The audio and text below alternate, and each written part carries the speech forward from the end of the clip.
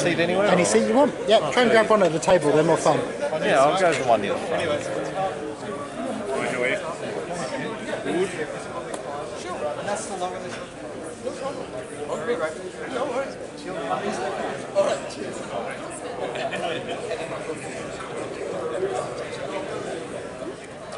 Hey, Broseph.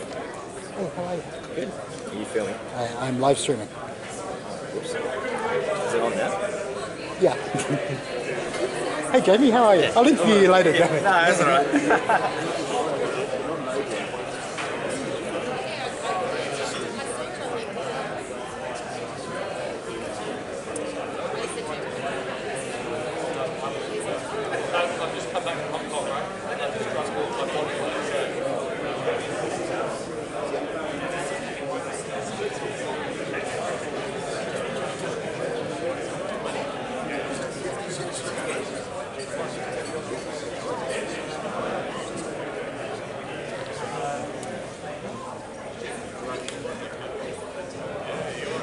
Good afternoon. Oh, it's nice when someone answers back. Let me just preface that. No heckling is allowed. So you can answer back if I ask a question. Welcome to the CompTIA event. For those that I haven't met before, my name is Belinda Jurisic and I am on the board of CompTIA, as well as being the channel manager for Veeam. So hopefully I do know a lot of you, even though I am actually Melbourne based. I am the Melbourne representative for the CompTIA board. So today our topics is on MSP and 2018 and beyond, and I'm your MC for today. So I will aim to keep us very, very close to time and ensure that that you actually are able to spend as much time as possible also networking during our breaks and at the end on drinks. So first of all, for most people that have been here before, you would know that we always start with the CompTIA antitrust. So if I start squinting, this was full screen before and I decided to invest in eye laser surgery, and someone else is laughing at the front because they know what this is about and they've overcorrected. So when they made that smaller, that's if I start squinting, then please don't laugh at me because it's not the most pleasant experience. I know what feeling like getting old is starting to feel like because I can't read anything that's actually close. So the CompTIA antitrust, it's a policy, a strict compliance with federal and state antitrust laws, and you agree to avoid discussing certain topics that could result in an unreasonable restraint of trade while participating at any CompTIA events or activities. So that's the most formal part of the proceedings. So what I'd like to do is actually start with asking, and we do this a lot, so hopefully there's a number of you that haven't seen this before because this is potentially the first event that you've come to. What I'd like to ask you to do is actually to SMS and let us know how many of these events have you attended. So if you could do that for me now. So you just SMS to the number at the very top, the 0407 288 400, and the numbers down the side is representative of how many times you've attended.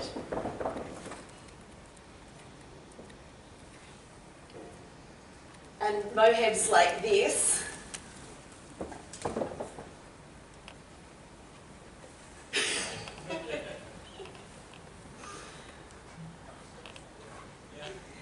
Don't say that, because then I got given a trick to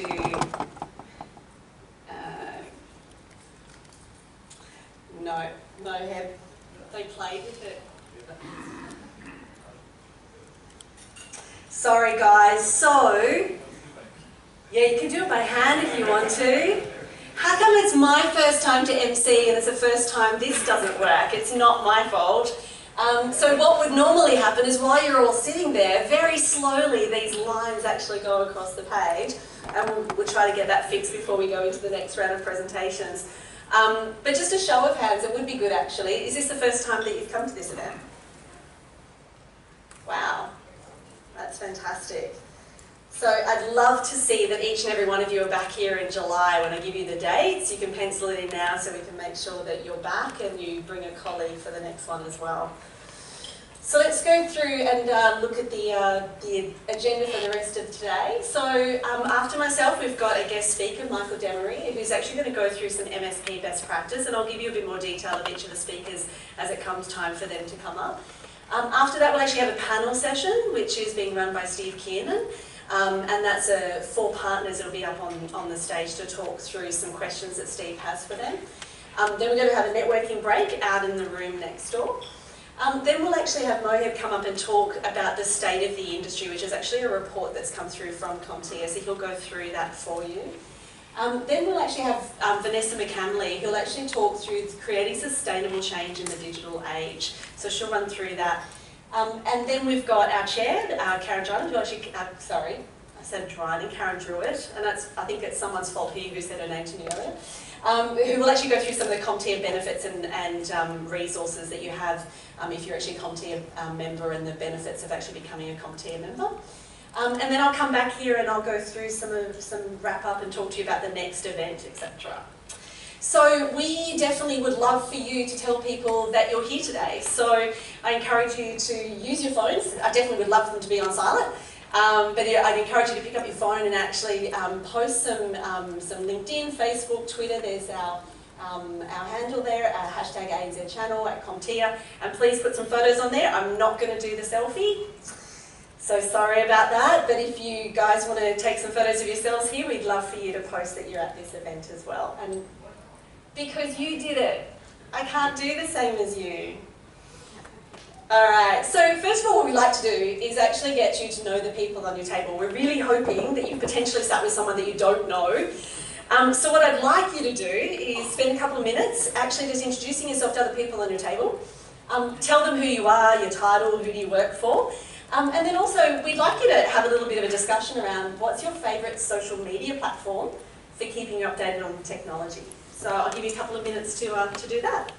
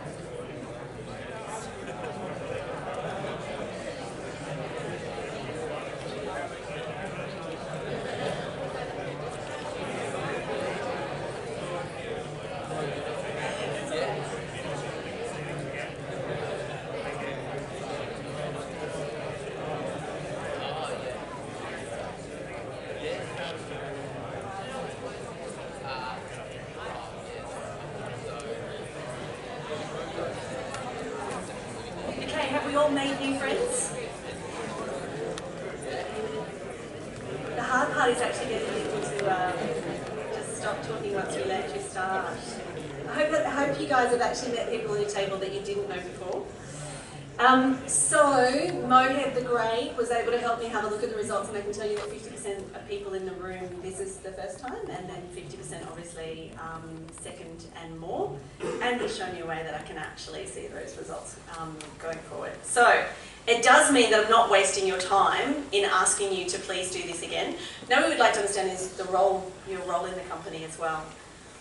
So if you can, again, someone got on there beforehand, have a look, but if you could SMS through and have a look. So this information is really important to us because we'd like to know the audience that we're building out our content for. Also on that note, there are feedback forms, and if you want to fill those out as we're going along, feel free. They're sitting on the table for you.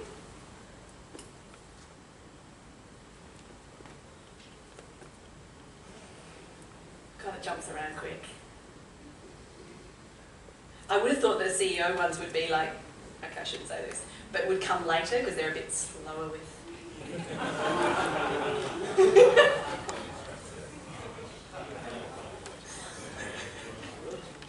I'm heckling the ones in the front row instead.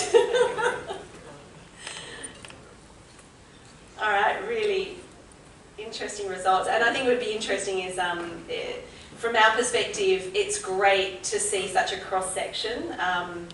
It'd be great to get more finance, HR and operations in the room. Could you imagine if they saw why they needed to invest more in channel as well from their organisation? All right, thank you for doing that. All right, so what I'd like to do now is actually introduce Moheb Moses. Moheb is the Community Director for CompTIA, and Moheb's going to give you a quick overview of what we've actually been doing as a group since the last time we ran one of these events.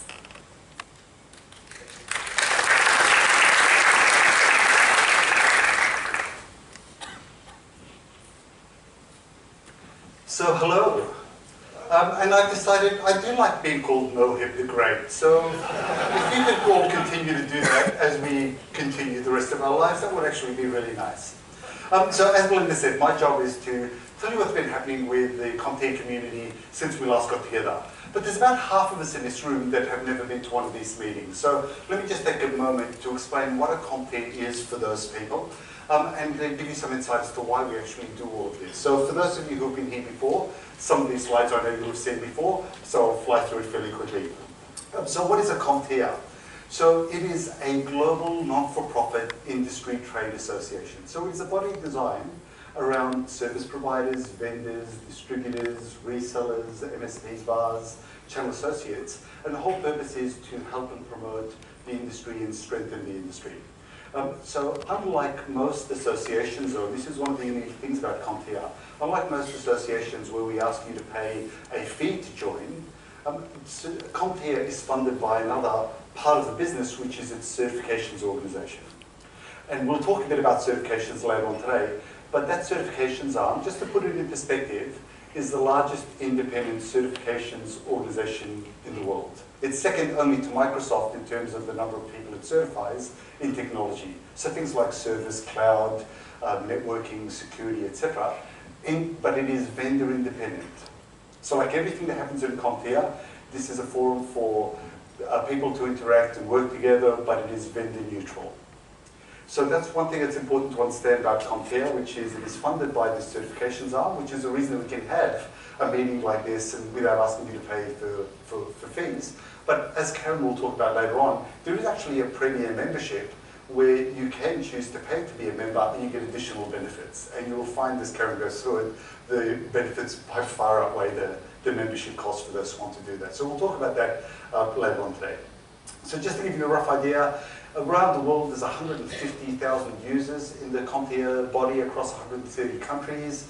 In Australia there's 2,500 registered users, if that kind of gives you some perspective. So what does the organisation actually do? You know, what is this, you know, what's the aim?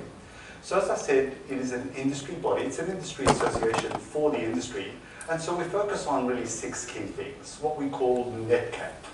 So the first N, networking, is events like this, bringing people together, giving you a chance for solution providers and vendors and distributors to mingle in a vendor-free environment.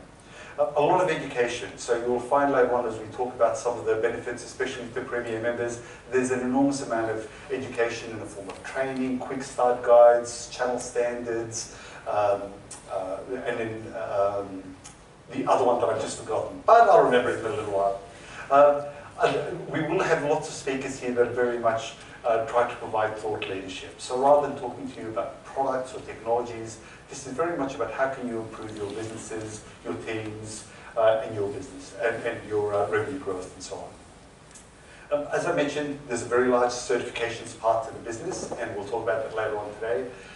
It also plays an advocacy role, but to be honest, that is not something we really do in Australia. So in Australia, the AAA exists, and they talk to government quite a lot, and they act as advocates for the industry. So it didn't make sense to have two bodies. But you see a lot of work being done by CompTIA in the US, and there's a number of programs, especially to introduce women into education, to introduce underprivileged children into education, and passing bills to facilitate that. So there's a lot of work that gets done in the US. And the last one is it's a philanthropic organization. So once a year, we as an organization donate $10,000 to the charity of your choice. So it's not something we pick. We ask our members and our registered users to let us know which charities they want to support. That will be one of the things that I asked you about today, to say, is there a charity that we should support for 2019? We have our one picked out for this year, but I'll talk about that in a second. So that's what the organization does. Now, what is the ANZ community specifically? It's very much, as I said, the neutral one, really focused on the ANZ channel, so the Australian-New Zealand channel, and it's designed for networking, education, and so on. But there's a bit that's really critical to understand about this, and that is many people come to these meetings and they think it's great to meet with folks and to listen to presentations. But CompTIA is more than just about getting information, it's also about participating. And one of the things that's really critical is we look to our members and our users to participate as well, in the form of thought leadership, in the form of getting involved in surveys, in the form of getting involved in initiatives, being mentors. So we provide a forum for people who want to give back to the industry. So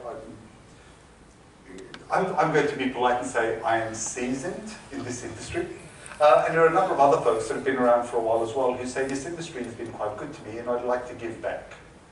And so one of the things we try to do is say, how do we give you that form to give back? How do we bring people that have been around for a while with people that are new in the industry to act as mentors? Or how do we get involved in things like sharing our ideas and thoughts and so on? And that's what a lot of the surveys and research is all about. Rather than going out to a third-party company, why don't we use the collective resources and intelligence that exists within this room?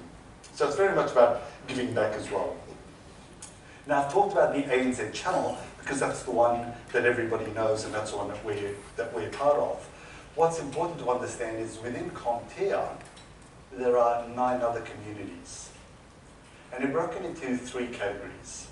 Category number 1 are technology communities. So what we mean by that is communities that focus on the technology. So there's a community that focuses on cloud, one that focuses on security, managed services, etc. And you are welcome to join one of those communities. They exist in the US, but there's research papers that come out of them, there's thought leadership documents, etc. So if one of those areas is important to you, you can join that. And I'll show you how to do that in a second. So they're technology communities. We also have 3 causal communities, meaning that they focus on a cause. So one is advancing women in IT, another one is future leaders, which is very much focused on younger people entering the industry for the first time. And the final one, which is advancing diversity. And that one tends to be more important in the US, and that focuses more on Black and Latin American populations who are underrepresented in the industry. So they're the causal communities. And then there's the 3 geographical communities. We're one of them, and then there's one in Canada, one in the UK. They're in countries where it doesn't make sense to have 9 communities, so those communities draw upon all the other ones to bring it to our members. So just because you're part of the ANZ community, don't feel like you don't belong to one of the other ones. You're welcome to join more than one. Which in fact brings me to an interesting point. A lot of people here registered and became registered users. Not everyone actually is a member of the ANZ community. And so if you aren't, or if you're not sure that you are, I've made it really easy by giving you a very simple bit.ly address, so that's not hard to remember, right? ANZ channel. If you go to that, at the bottom in the right-hand corner, it will have a Join Now button. If that Join Now button exists, it means you're a registered user, well, I know you are because otherwise you wouldn't be here. You're a registered user, but you may not actually be part of the ANZ channel. So if you get a chance, if you go to that site, even if you want to do it now, then feel free to do that and click the Join Now button and make sure that you are at least part of the ANZ channel. Now I talk about the community doing things, initiatives, investing in charities, running programs, etc. Well, all of those things that we do come from ideas that you give to us or things that you as a group tell us are important. But we need a group that executes on that. So within CompTIA we have an executive council that was elected by the premier members, which tries to represent the community. And that executive council are these 12 people, so it's headed up by Karen Druid as chair and Nick Beaujard as the vice chair. And actually, if I can just ask all the the executive council members to just stand up and make yourself known, please, and if we can give them a round of applause.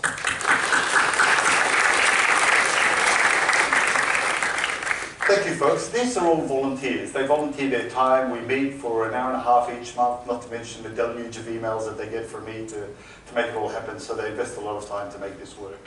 And you may have noticed, for those of you who are very attentive, that there are 3 new faces on there. So these were the 3 people that were voted in at the last year's election. So they started at the beginning of this year. So Sue Armstrong from Fujitsu, Ronnie Alted from etc., and James from Dado. So there are 3 new EC members. And if anyone here is interested in being an EC member, please register. You'll find in front of you there's a sign-up sheet where you can sign your name, and also let us know if there's something you want to be involved in.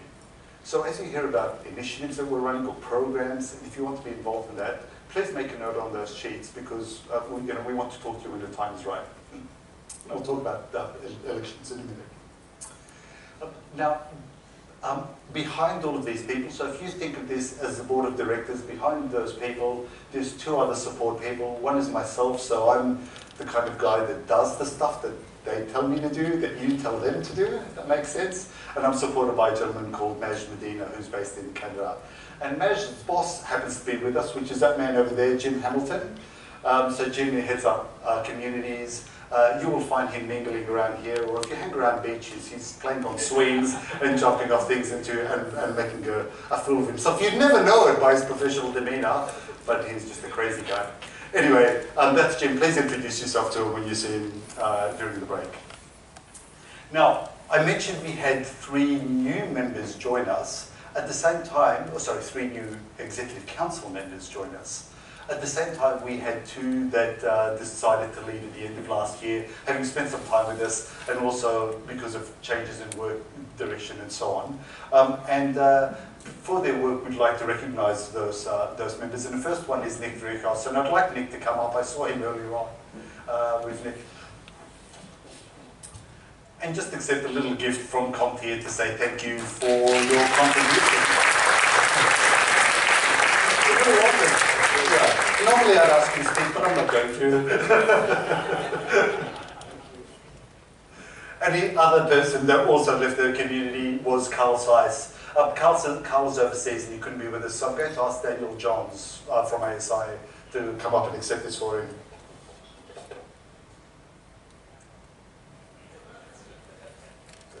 Are you going to take a selfie while you're here? You may, in fact. I'm going to let you do that, because it's... No? Oh, well. Okay. Thanks, Daniel. So, both Carl and Nick put in an enormous amount of effort over the last couple of years, and for various reasons had to depart. So, at the end of each year, we have elections, and we add new people into the Executive Council. So, if anyone here is interested in being part of the leadership team, please make a note, and we'd certainly like to talk to you about what's involved in doing that later this year. Okay, that's enough about the background about CompTIA. So what have we actually been doing? I talk about initiatives and programs and so on. Very brief background. So over the so elections are in September. So we'll tell you more about that later in the year. So what have we done? So last year, very quickly, we ran 3 meetings, much like this. We had 4 webinars. We ran 20 education sessions. What I mean by an education session is it's a vendor if it's a premier vendor, is able to run education sessions either for themselves or for their partners. And that is free of charge to them. So they can have a speaker, the content, the material, all those sorts of things. And it doesn't cost them anything. It's part of their membership. And we ran 20 of those last year, which will either run for the vendor or run for the vendor's partners. As we look at what we're planning to do this year, it's going to be more. So there'll be more meetings, more education, more webinars. We will continue that. But we'll also add a few other things as well that are going to be important for us this year. One of the first ones is having more smaller focused meetups around specific topics for MSPs. So sometimes with a meeting like this, it's very large, and sometimes if somebody's interested in a particular topic, that may get diluted amongst all the other things we cover. So we will have smaller meetings for smaller groups that have a special interest in a particular area, and that means we can also do it in the other states as well. So we'll do a lot more work around adding more value to our managed service provider partners. And for our vendors and distributors, we're introducing new channel account manager workshops, so CAM 101 and CAM 201, which is training internally for vendor channel account managers. And again, this is a free benefit of being a premier member within CompTIA. And the last thing is we want to select a new charity. So we have supported a charity called Young ICT Explorers for the last 3 years. There's nothing to stop us from doing that this year, but given that we've done it for 3 years, if somebody here believes there's another charity that's worthwhile that we could donate to, then we'd certainly be interested. We do try to find charities that have a bent towards IT.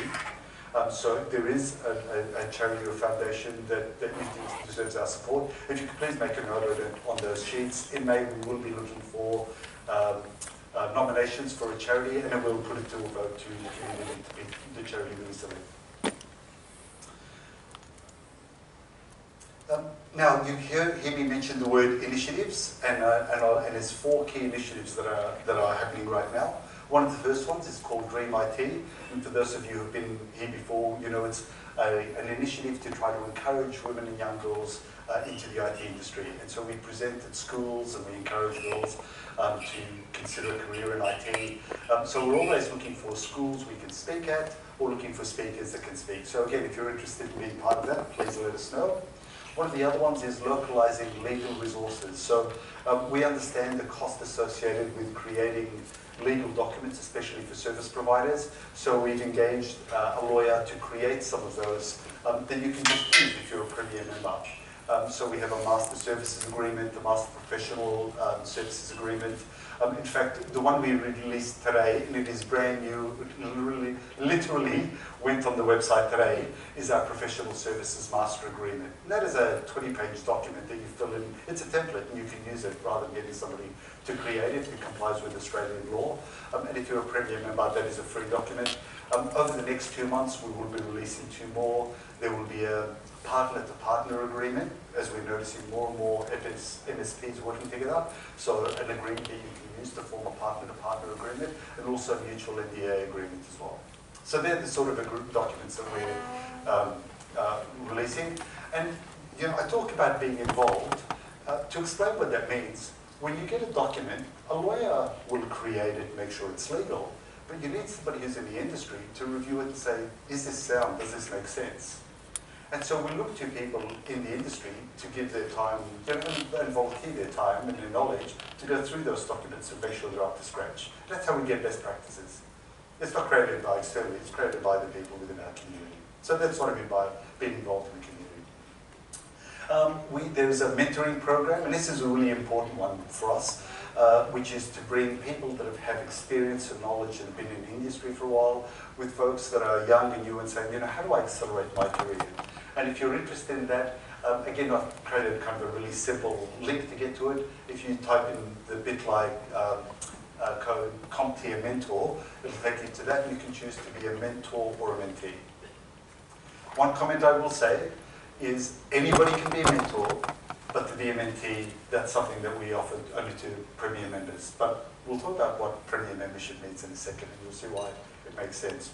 And the last one is there's another initiative that we're working on this year, which is a workforce one, to look at the changing workforce and so on.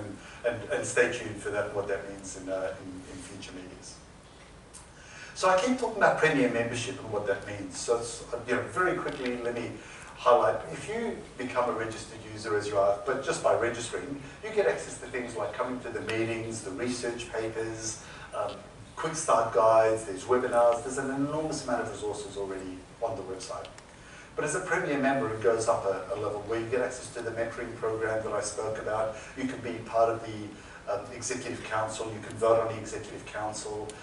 There are discounts on certifications, there's something called Cyber Secure. I'm not going to go into a lot of these things because Karen will cover that later on today, but there's a lot of other benefits that you get for being a premium member.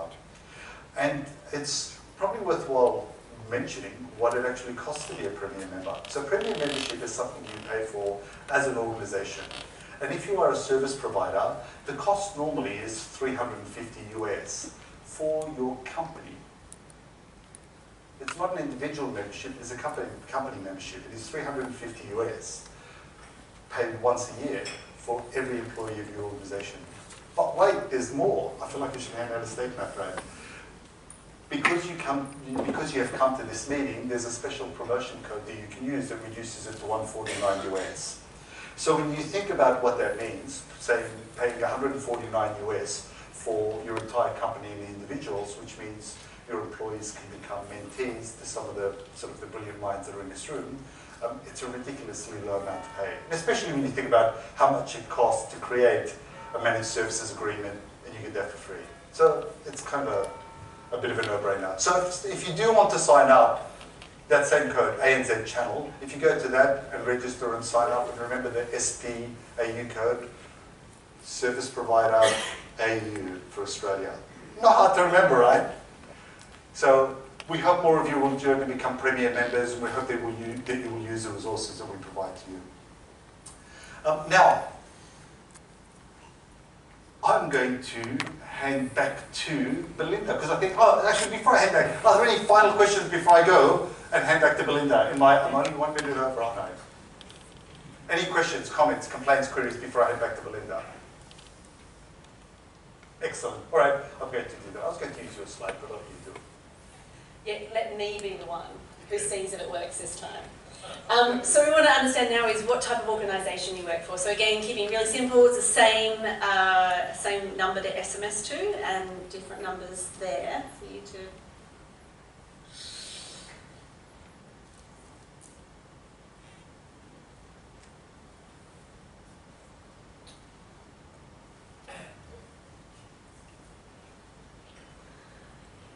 Oh, it's not working. I can see it. So believe me, I'm watching it. It's a bit discerning when it moves.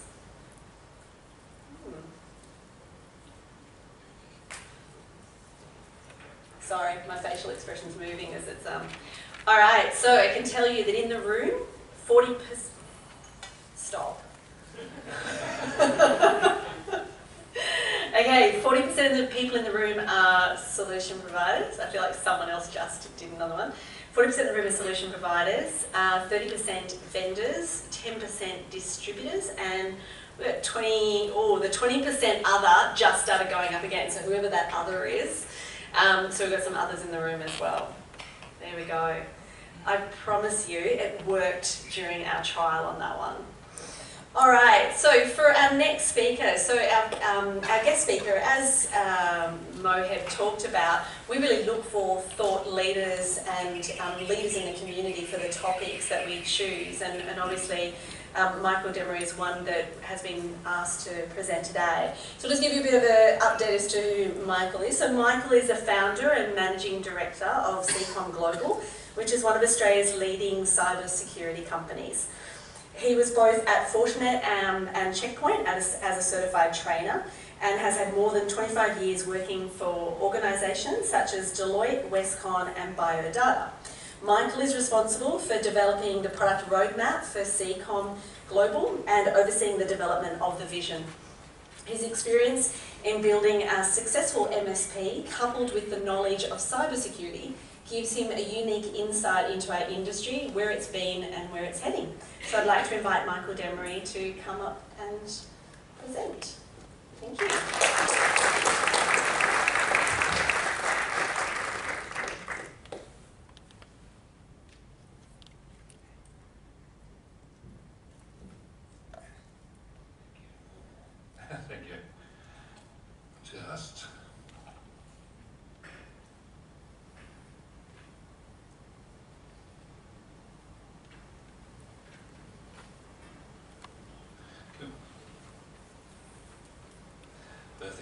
So thank you very much for listening to what I'm going to say. So those who don't know SecondWay, so SecondWay started in 2003 purely as a security service provider. So we've always been an MSSP and we've always played in that market space. So, and back in 2003, when the MSP market was still relatively immature, you know, and a lot of the time when we started SecondWay was about explaining what an actual MSSP was.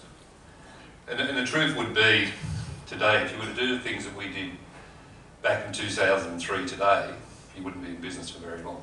You know, because the industry's changed and our customers now have a higher expectation of what they want from an MSP. Something I've learned over the years is that the MSP market, or the market's continually changing. So as MSPs, we have to be able to adapt and we have to be able to change if we're to stay in business. So the topic managed service provider best practices, my understanding of the industry and what I've learned building SecondWay over the past, like I said, since 2003, 15 years. And hopefully the truth is, you know, there's always a lot to learn in the industry and what we know about our industry. But one of the things I will say is looking at organisations, if you can try and align your organisations to industry frameworks, that will help you with how you build your business and how you build your business out. So, for example, with SecondWay as MSSP, we try to align our company, because we manage security services, to the NIST framework. And those who don't know about the NIST framework, the National Institute of Standards and Technology. But just aligning yourself to a framework, you still have to, I guess, get your fundamentals of your business right. And if you don't get those fundamentals of your business right, and it sounds obvious, but you'll struggle and you'll have lots of problems. So in this presentation, what I want to concentrate on is those fundamentals, or some of the fundamentals that we've learned through the years. So, 2003, when we started as an MSSP, the industry was still, like I said, relatively in its infancy, and networks were generally compartmentalised in the way in which they operated. Network traffic was generally unencrypted. Most internet traffic was PC related, and hackers were opportunistic in the way in which they operated. Moving forward to 2018, network speeds had significantly increased. Almost 2/3 of internet traffic is now encrypted, and state-sponsored and targeted attacks have now become the norm. But the big change is there's no true defined boundaries between what we consider trusted and untrusted networks anymore. In 2003, services were reactive in nature. 2018, customers are expecting us to be proactive in the way in which we operate. Moving forward, if we move up to 2023, is when we're going to move to what I call the era of the metadata. You know, that's where we're going to see exabytes of data traversing networks. As organisations, we have to be able to change and adapt as the industry changes. So being able to, so what will happen in the next 5 to 10 years is that it's going to be organisations that know how to deal with metadata and how to get information from the metadata. They'll grow from out of nowhere, and we'll see those organisations come up. And there'll be organisations that exist today, even large organisations, that might go by the way of the dodo because they haven't been able to deal with the changes that are happening. So, I guess when we look at MSPs or MSSPs, we can actually break it down to 3 types of organisations. So we have the lower level pure, you know, and there's room for all of these organisations in the industry. So we have the lower level pure play MSSPs. So these providers who manage their customers' IT services, focusing on monitoring, alerting, and basically keeping all the technology running while taking responsibility or taking little responsibility for the needs and the IT planning of those organisations. Normally, they're small operations with low cost of entry. Provide a reactive support service, most likely do not have a knocker or SOC. And normally they run an 8x5 type service with after-hours support being some type of phone or on-call service. Then we move to what we call the mid-level or value-added MSSP, and a lot of people in this room may sit at that level as well. And I guess this is the next step up, having a broader service offering. These include disaster recovery software maintenance services, and they would generally operate a SOC or a NOC, but still normally they're going to provide 8x5 support without after-hours support being via some type of on-call roster. They may have some of their own services, such as firewalls, but partner provide other services such as WAN links. Normally still offer a reactive support model, but they may have proactive support services built into their offering as well. I can find that.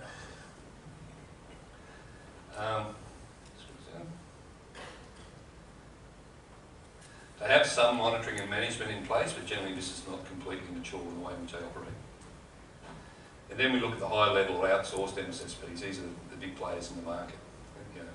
So they'll provide a full spectrum of services, generally operating from their own facility, on their own equipment, giving companies endless possibilities of obtaining all assistance they need. These providers frequently offer both high level and lower level services to clients, and generally a large operation with cost to delivery being high. Services delivered are generally proactive in nature, and they generally operate a 24/7 NOC or security operations centre. They have mature monitoring and management services, and like I said, generally, he said this is the top of the MSP market. The thing with it though is there's a place for all of us. Yeah, and this is where focus comes into being an MSP. That's the start of where talk will start. So one thing I've learned over the years, you have to know who you are, and as organisations will have varying levels of skills. And although it's not going to hurt your business to stretch a little, businesses that try to stretch way beyond their capabilities, like a rubber band, are going to break. You know, so you have to be careful just where you play. You have to know where you play as well. When we started SecondWay as an MSSP, we had one product and we had one vendor, and we were like that for many years. And the reason we did that is we were small. Back in 2003, there was only a handful of us doing it, so we had to operate within our confines and with what we can deliver. So you have to select customers that suit the size of your business, and you also have to select vendors that suit the purpose and size of your business as well. So the vendors that you partner with must be able to provide you with the level of support that you require. All MSPs or MSSPs should be constantly evaluating your vendors and your distribution and all those, because they'll be doing the same to you, because they're looking for people they can partner with as well. Quite often, opportunity is going to come along that doesn't align with the direction that you're wanting to take your business or you're heading. So you have to make a decision at this point if the opportunity is worth defocusing your business, or you let the opportunity go. So quite often in the past, in SecondWay, we've gone for big opportunities that at the end of the day end up costing us a lot of money, because it defocused us from where we truly play. So one thing you have to look at, if you defocus your business, what's the true cost of that?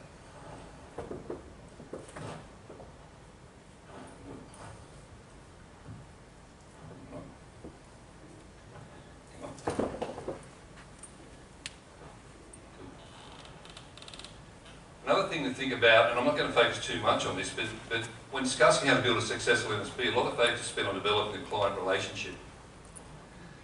And there are a lot of strong arguments for this. If clients see you simply as a supplier of infrastructure, not as a trusted advisor, then the relationship is limited in terms of where you can actually go. To keep your clients, you must have great relationships and provide great service. Obviously there's way too much competition, and there's a lot of competition in this room not to be doing that. Taking away nothing from the customer relationship though, the rest of the focus of my talk is going to be on the things that we should be doing, or you should be doing as an MSSP to, one, protect yourself. The other is to provide a quality but understood level of support to your clients. And the third is continue to generate profit for your organisation, because at the end of the day, if you're not generating profit, you're not going to have an organisation very well.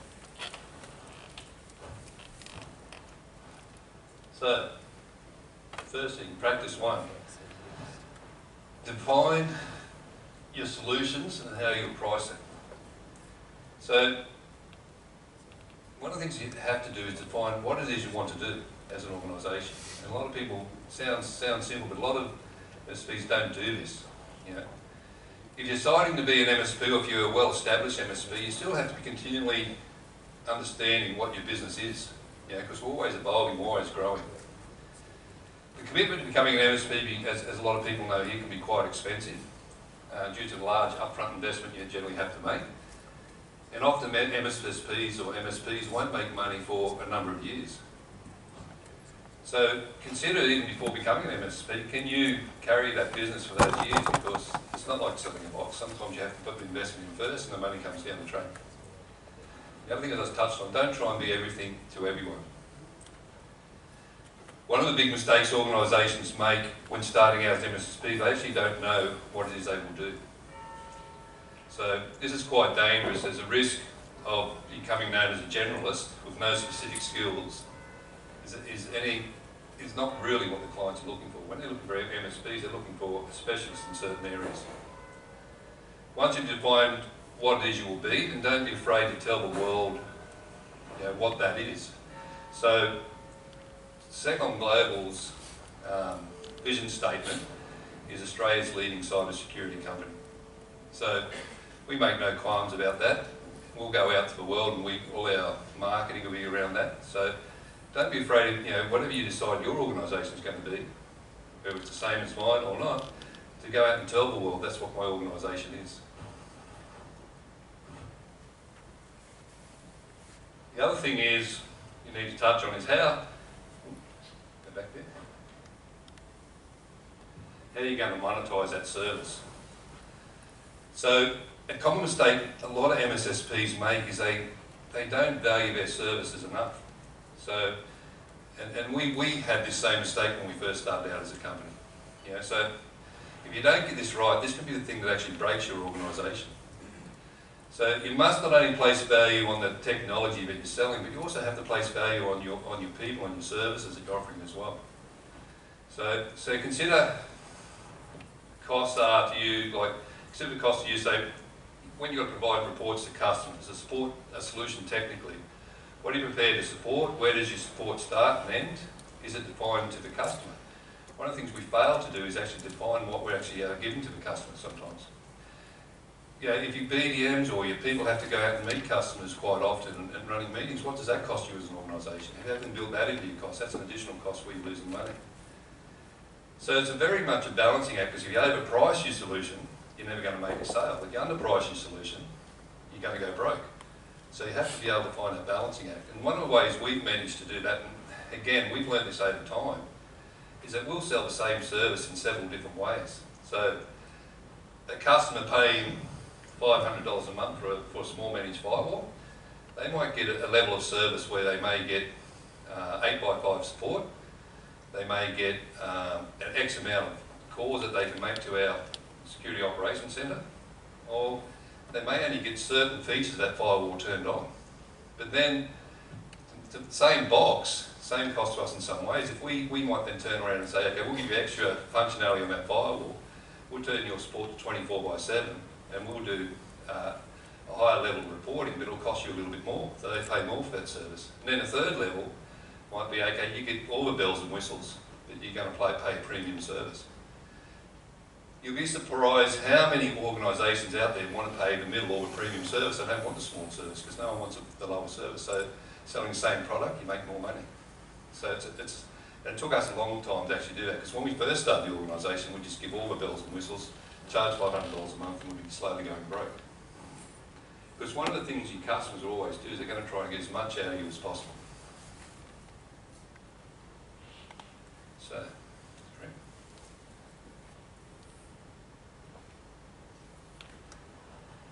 Okay, but here, if you split your service into different support offerings, it's really important that your customer understands what they have purchased.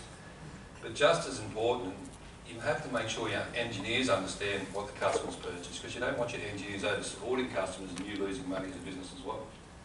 Because quite often what will happen is your customer will ring up. If your engineers over-support them, that's money you could be making as an as MSP. So you need to be looking at how you generalise and make that money out of your organisation. Incident management. As an MSP, it's important to define exactly what it is that you will do and what it is that you won't do when it comes to identifying and responding to incidents. If expectations are not established right from the start, then it's a definite area that an MSP can slip up. If this has not been clearly defined to your customer, then they will always expect that we deliver more than you're prepared to do. So there's an expectation as MSSP to be available to support your customers 24/7. Many MSSPs in Australia are not really set up to do this. You know, to be honest with yourself, if you offer this service and a box broke at 3 o'clock in the morning, you know, up in Brisbane, could you actually get 4 hours support up there? And if you can't, how's it going to affect your business? MSSPs relying on vendor services must ensure that vendors can actually deliver what they're telling you as well. And same with distribution, they have to be able to deliver what they're telling you. And quite often, they're in the same predicament, they can't.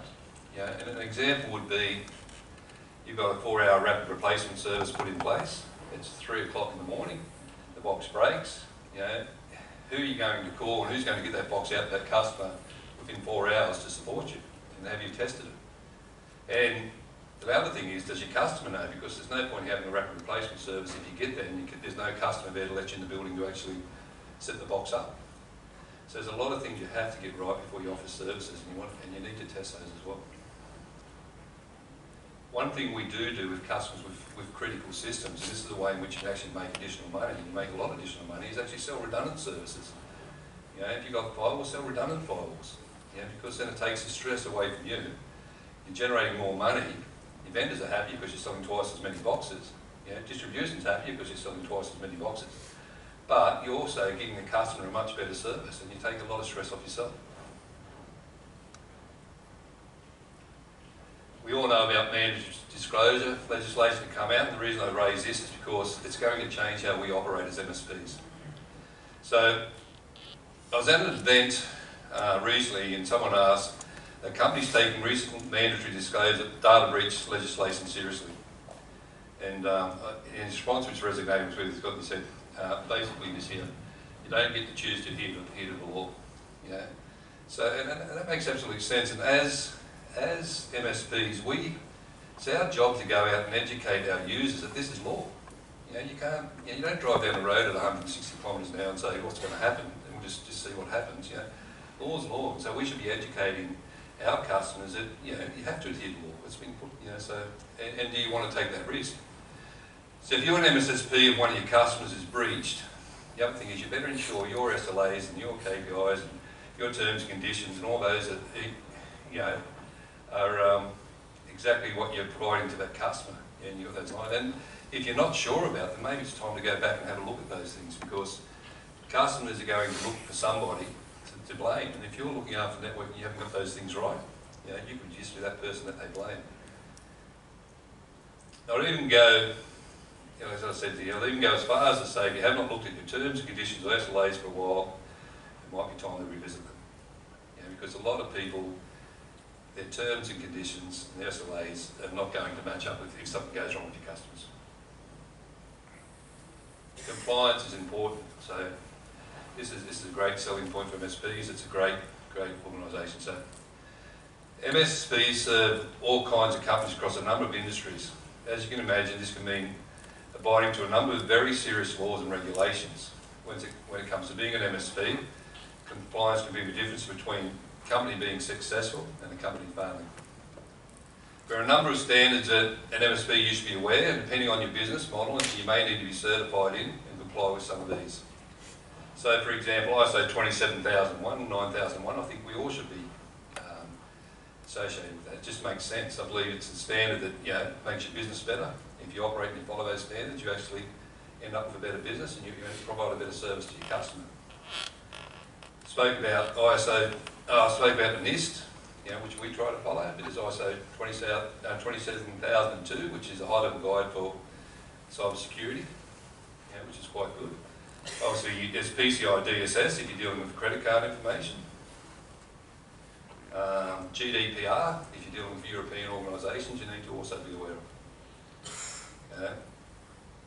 The important thing is, as an organisation, understand where you operate, understand where you're playing, and know if there's anything that you need to comply with, or if there's anything that, you know, because it's very important you do that. With any regulation or frameworks that you should associate yourself to, because one, it's going to make your sales so much better, and two, you know, it's going to give you an edge over your competition that don't have those regulation compliances, etc. Incident and service management we spoke about, but customers are going to get themselves into a lot of trouble if they do not get incident and service management right. Customers will always look to push the boundaries, which we spoke about, what it is to deliver for them, and so basically, go back again, your SLAs have to state out what you're going to deliver to the customer. You know, SLAs can't be, they have to be black and white. They can't be these things ambiguous in any way. And you can't use words like, I see in SLAs, a proactive service, proactive management. What is a proactive management service? You know, the customer gets that and they'll go, but you're offering me a proactive, you have to state out what is it you're offering, what is you're not offering in your SLAs. Otherwise it comes back and bites you on the bum. And we've suffered from this in the past as well. So you understand just how much time a customer's take. So if you get these right, one of the things you also have to do is actually have a good ticketing or CRM system for when you're logging tickets and monitoring tickets, etc. So ensuring you have a robust policy around how your engineers document and work on issues in an area you must get right if you avoid disputes in the future. So having a robust ticketing system will understand just how much time a customer's taking from your engineering team. You'll understand the types of issues they're having, if there are ways in which you can make those issues better through training or any of those sort of things. The engineers will be able to pick up and work on tickets previously being operated by other engineers. But the big thing is, if you have a dispute in the future with your customers and you've got a great ticketing system and you've educated your engineers and users how to use that, you've got an auditable trail. And we've had to use this in the past where customers say, you didn't say that, you didn't do this. We can go back through the ticketing system and send them tickets and say, these were sent to you on this date, this is how it happened, and we can have it, and we cover ourselves. So you have to have a good ticketing system or CRM. And the engineers have to know how to use it when they're actually logging tickets.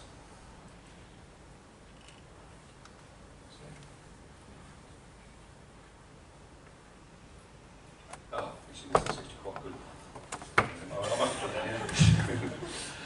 So, QBRs. I don't know how many of you guys are having QBRs with your key customers. The quarterly business reviews are a great way to know what's going wrong with your service you're providing, where your customers' heads are at. But if you're not doing these, you should be picking all your key customers and always having a QBR. You know, we never used to do these, and since we've been doing QBRs, it's actually increased our sales out of them. You know, we're learning about things, our sales, our profit, everything's going up. So one thing I will say to you, if you're not doing them with your customers, start doing them. Then the other thing I'll say is, we suffered a lot from this as an organisation until we actually put somebody in charge of it. So if you don't have somebody actually in charge and reviewing how you create tickets, how you respond to tickets, how you move customers, whose sole job is to look after this, then do it, you know, because it'll really make a big difference to your business as well. And just makes good sense. SLAs and KPIs we've touched on, but strong SLAs will establish standards when something goes wrong, and well-crafted SLA will demonstrate the value of your MSP business. The SLA must clarify the service that you're delivering. Like I said earlier, there can't be any ambiguity. And the SLA is not a marketing document. So many times we get SLAs and people have written them like a marketing document. They're not. You know, you have marketing documents, you have SLAs.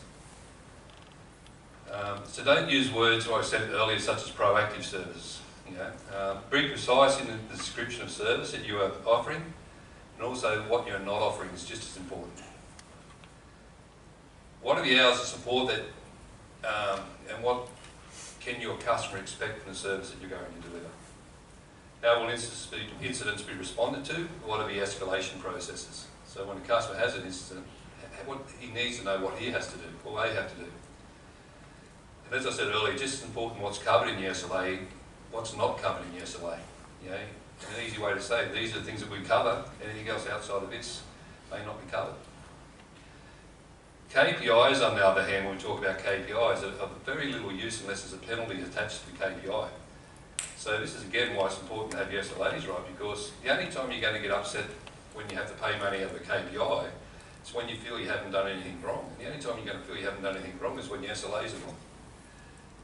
KPIs, if you don't deliver the service to your customer that you say you're going to deliver, you should be prepared to reach into your pocket, because why should they have to pay?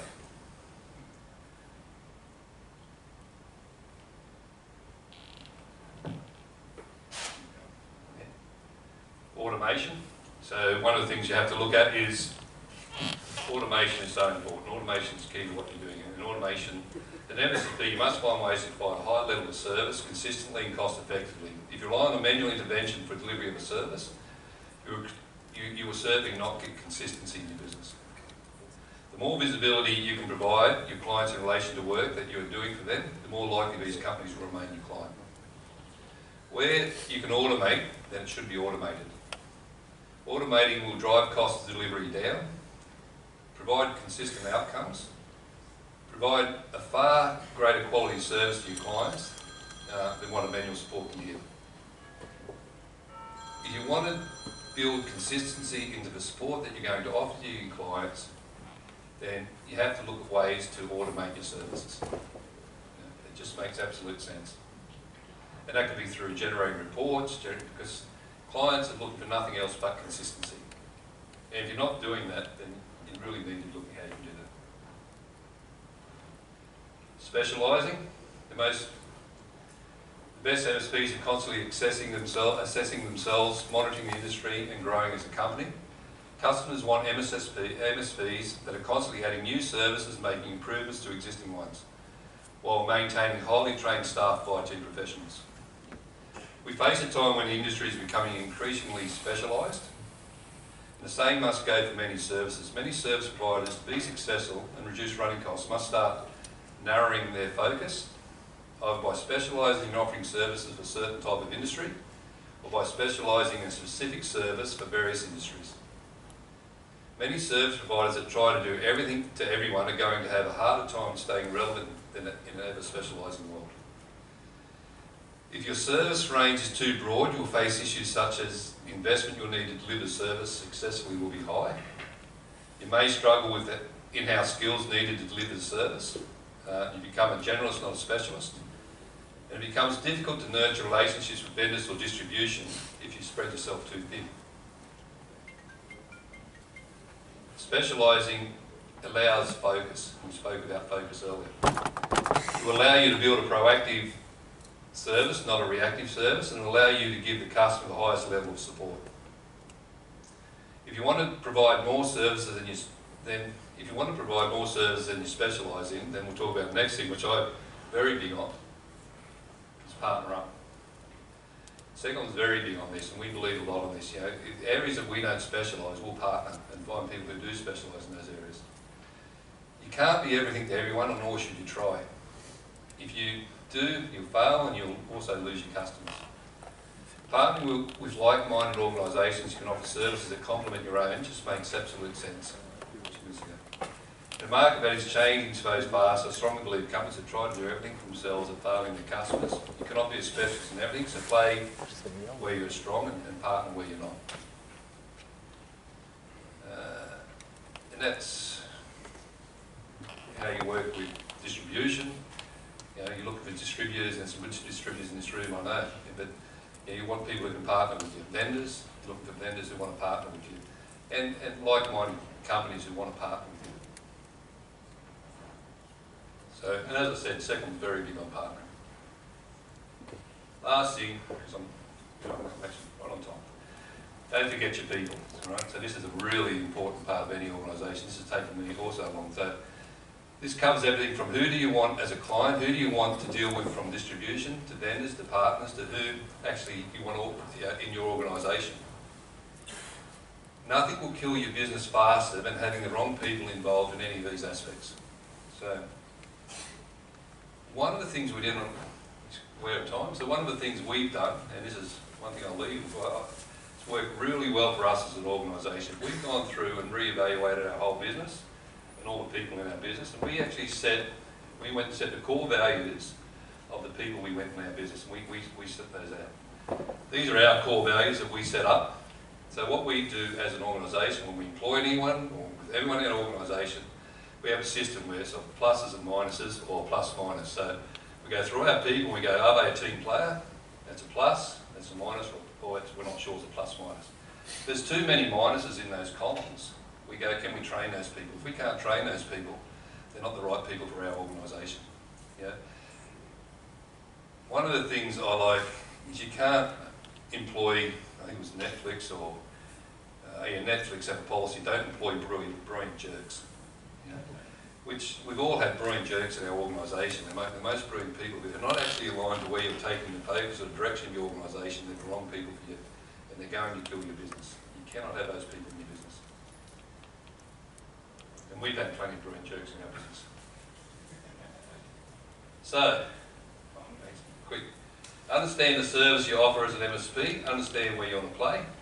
Client relationships are important, but only part of the solution. Ensure you have systems to identify and respond to incidents. Understand the regulations and frameworks you should comply with. Automate where you can. Specialise in what you do. Have strong partnerships in place. And have the right people in your organisation. I know there's a lot more to what, we could talk about, but in half an hour, hopefully you got something from this and one of those topics might resonate with you. Thank you.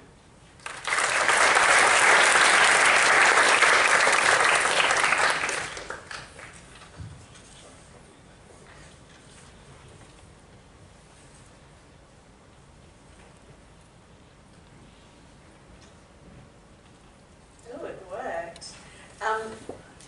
So one of the things that we talked about is the speakers we get for the topics is, as I said, thought leaders, people that have gone and done the hard yards.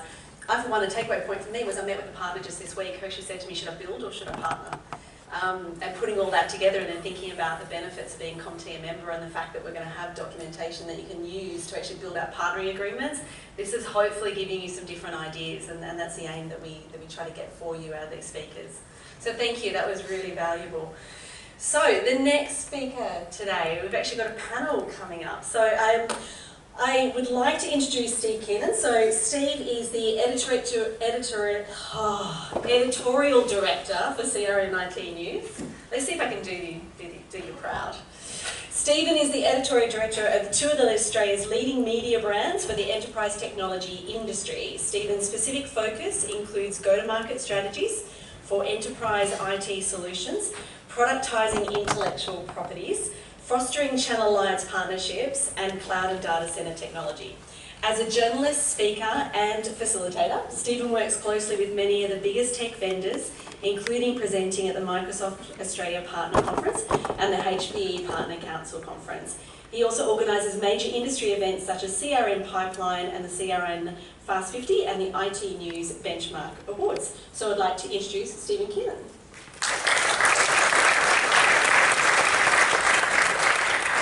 Thanks, Belinda, and I would have just taken Steve getting up here. I'm not so worried. There's a lot of words in there. I sounded pretty impressive. I like that, Look, it's great to be here. Great to look around and see so many familiar faces here. I actually hosted the first ever Australian CompTIA event. When was that? 2014, Jim? 3 years ago. We were in the basement of the Boulevard Hotel in King's Cross. Here we are now, in the Heritage Ballroom. In the Western, I think you've done well. Been lucky enough to see Jim quite a few times, come out from Canada for these events. I was wondering why you're out here so often. I think it's -2 in Ottawa right now. It's all starting to make sense. So we've got a great sort of panel discussion, sort of Q&A today. We've got 4 fantastic MSPs who are going to jump up, and I'm going to sort of ask a few questions about their big bets and how they've grown their businesses. We'll talk about growth strategies. In the MSP world, I think more than revenue growth, particularly profitability strategies, I think a lot of people are really keen to understand. And the 4 speakers we've got up here really cover the full gamut of strategies that MSPs I see trying to sort of get ahead and evolve for the future. We've got someone who's productised their own intellectual property. We're going to talk about that. Someone who's just going in, just had a merger and acquisition announced, so a bit of news right there. We're going to talk a bit about M&A, which I know a lot of people are always interested in hearing about. We've got some cloud to talk about. Nick, where are you, Nick?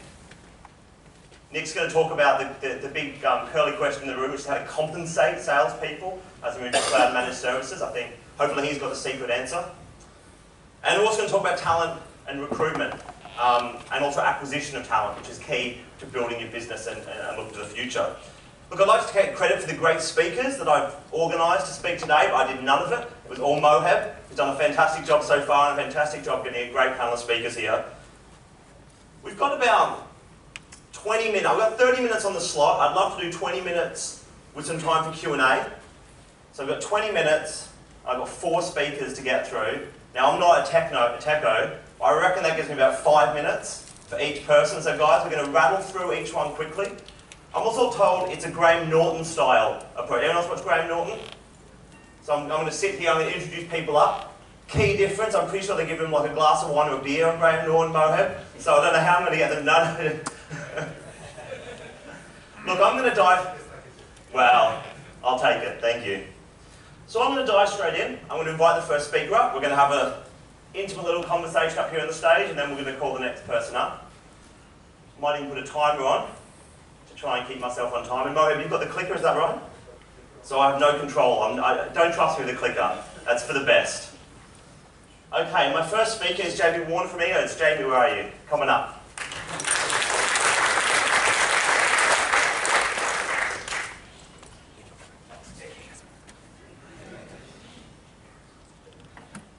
Good to see you. The panellists we got here are not necessarily known for being short talkers or their quick answers, but I'm sure we're going to do it, Jamie. How are you doing? Yes, you know me well, sorry, in advance. Look, Jamie, we're going to talk here. I think a lot of people know eNerds, I hope that they do. Sydney-based, highly successful managed service provider, been established in the market here for quite some time. Jamie and his brother Tristan and the team, they do a great job. But we're not going to talk about eNerds specifically today. We're going to talk about productising IP. Everyone know what that is? Building your intellectual property and taking it out to market? Becoming a vendor, really, is what we're going to talk about, Jamie. Take it away. What have you done?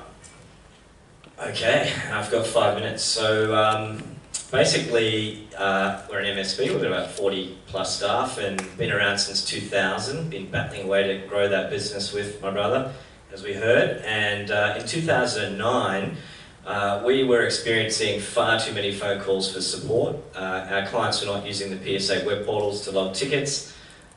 We were getting complaints about visibility of our services. Our engineer productivity was being negatively affected by all of this. And like many of you, we had lots of competitors in our market. So we decided to look at our software stack, and we identified that email was an area that we could definitely improve upon.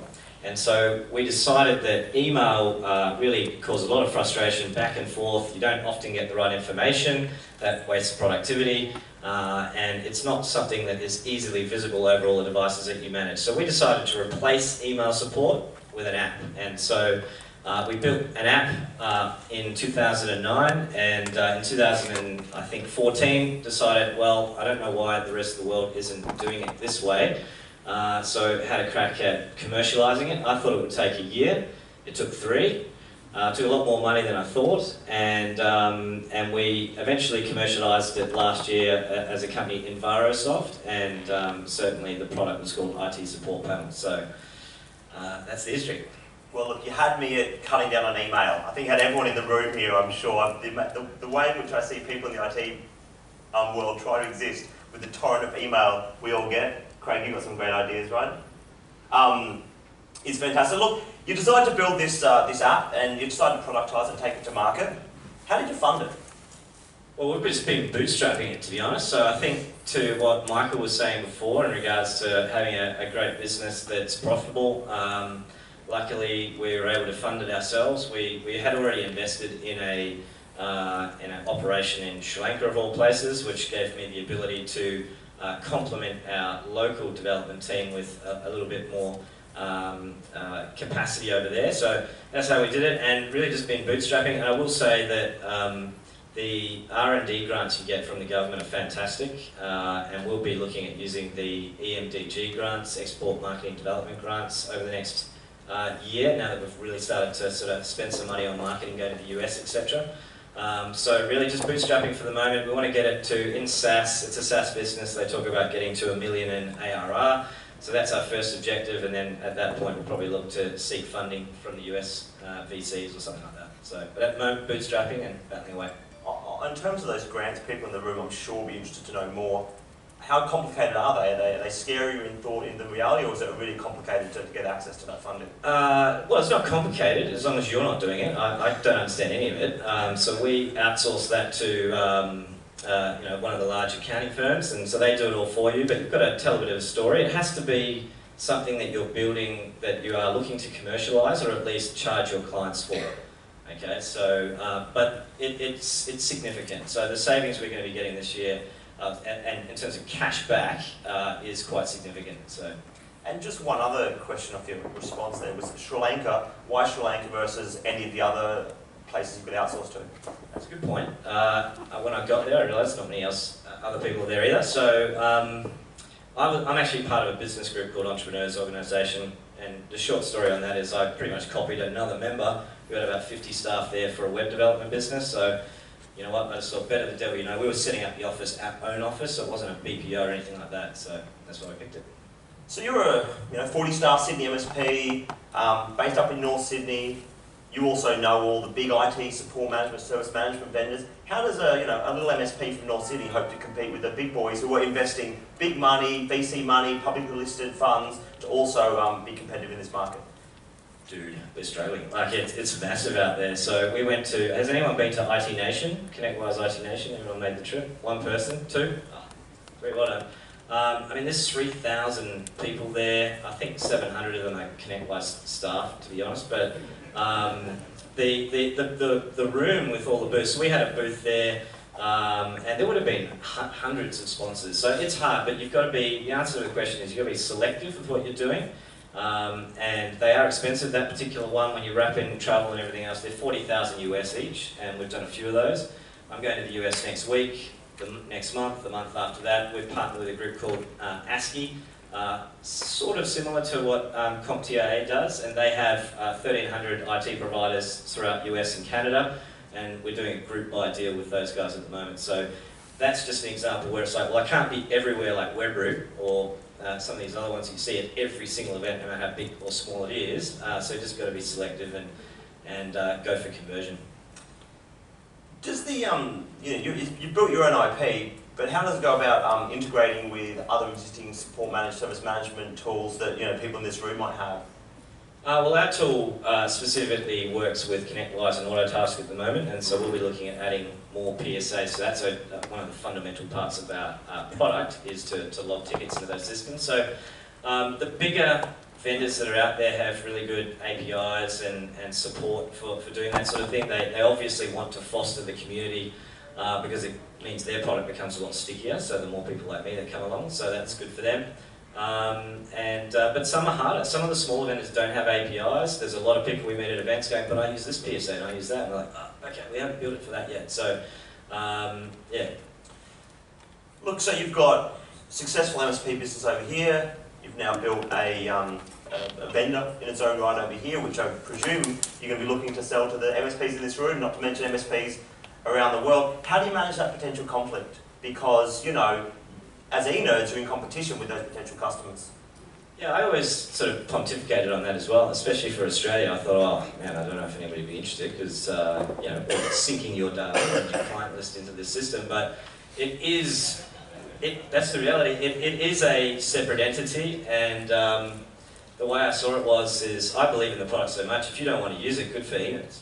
Like, great, because we're killing it with it. And but the market is the US and international that we're going. But in all seriousness, for Australian businesses, it's a separate entity, a separate, completely off the different networks between the two entities in our offices. So different phone systems, different everything, and quite frankly, you can sign non-competes and NDAs and all that sort of stuff as well if it really is a concern. Well, look, it sounds like it's going fantastic. Also, congratulations, because today we announced that it's a finalist on our CRN Impact Awards. Thanks, man. We didn't plan for that, Moheb, but nice timing. Bit of a plug, if you do want to know about the other Impact Award winners, or finalists, go onto the CRN website.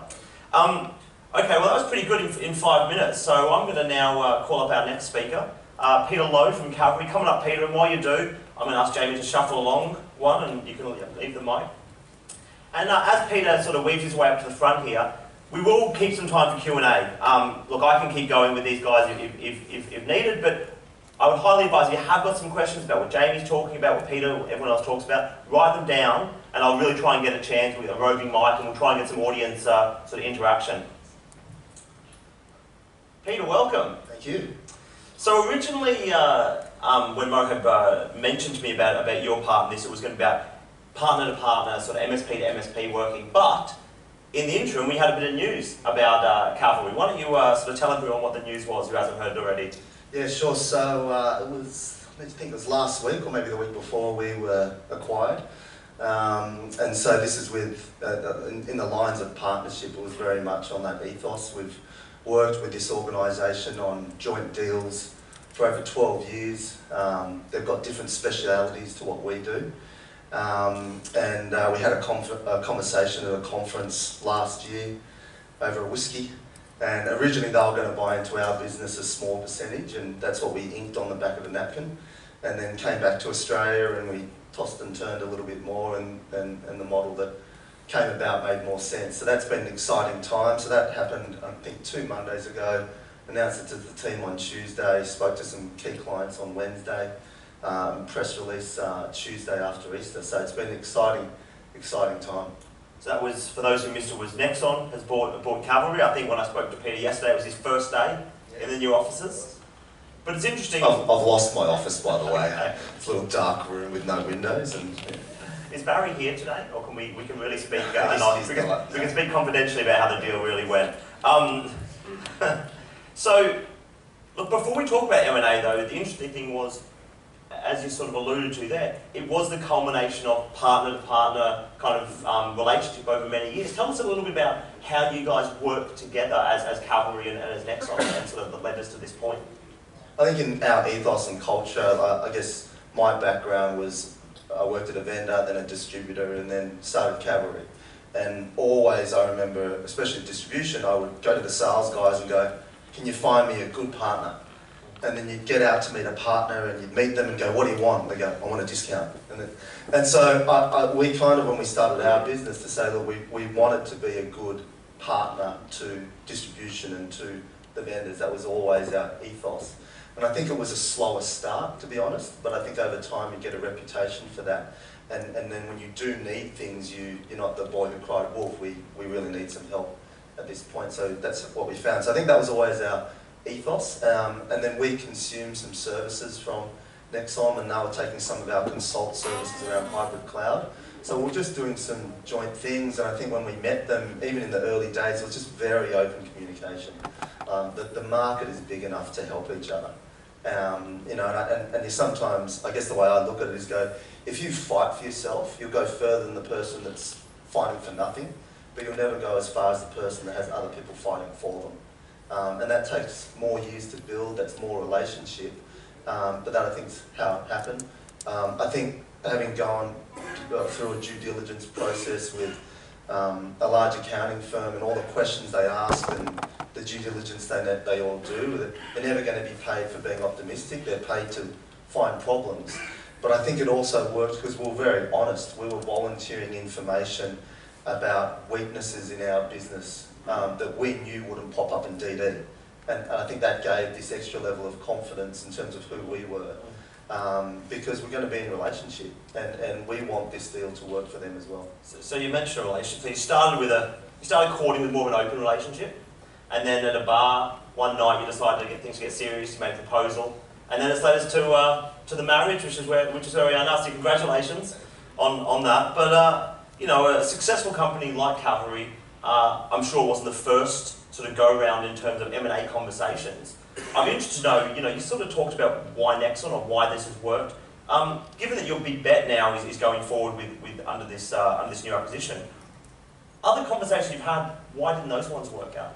I think that's really good because I think, you know, if you win an award, the first thing that happens is you get all these phone calls and what are you doing, what are you thinking?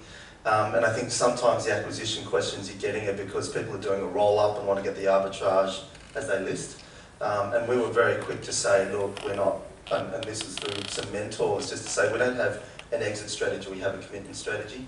because we thought it would be inauthentic to say to our team, come on, let's get together, let's grow. We've got an exit strategy at the back end. So we always said we had a commitment strategy, and even the business that we were running to until the deal got done, we were running a growth strategy.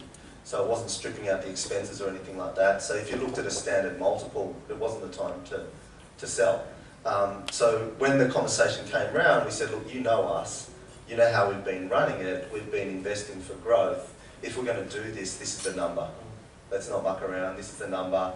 Otherwise, we'll just do another cycle.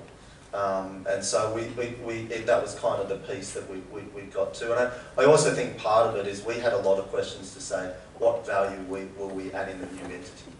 And so I think that's why it's been such a smooth transition. We've retained 100% of our staff, 100% of their team is staying on. So it's a really nice feeling, not to be kind of going, oh, thanks for all your help, team.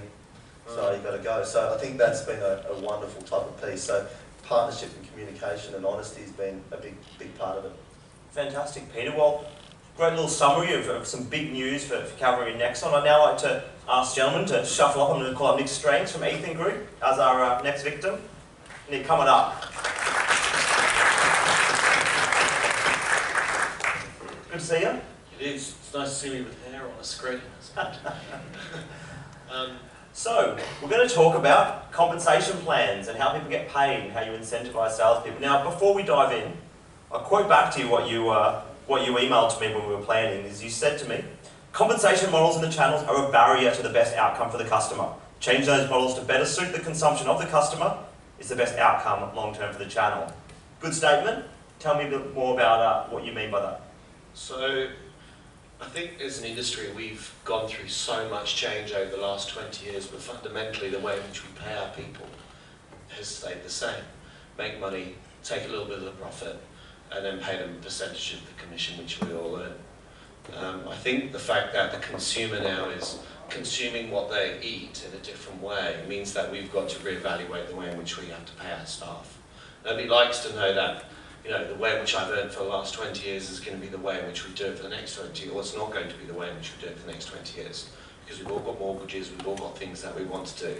And things which has been mentioned before, such as retention, means that any talk about compensation or what you earn or how you're going to earn it scares a lot of people.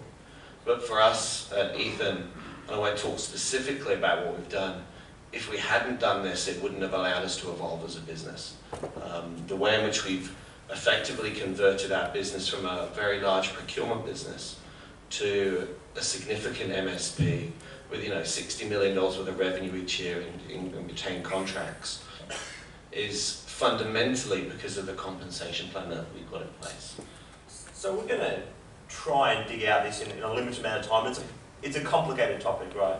And you've kind of started talking about how Ethan, the one relationship from Ethan as the employer to your sales team, but we're in this channel, this multi-tiered channel where compensations and targets are driven from the vendor to the disty to the partner to the customer. There's a lot of different interlinks in the chain.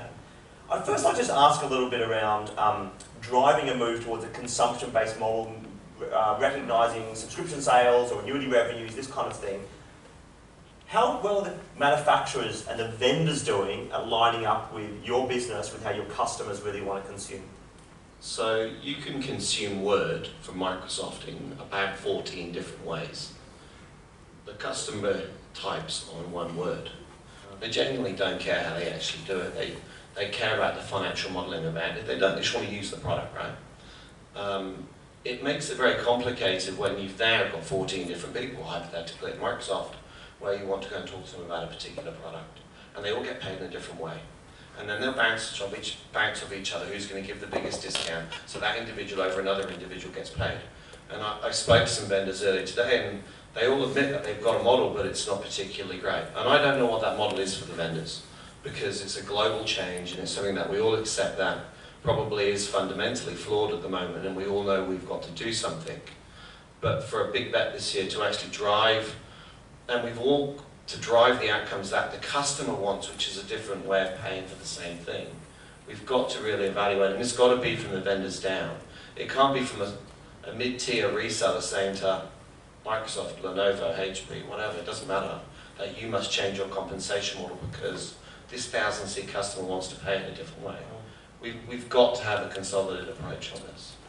You did mention something around the sensitivities here for when you're talking to your salespeople, because it's how they earn, it's how they pay their mortgages, it's how they put their kids through school.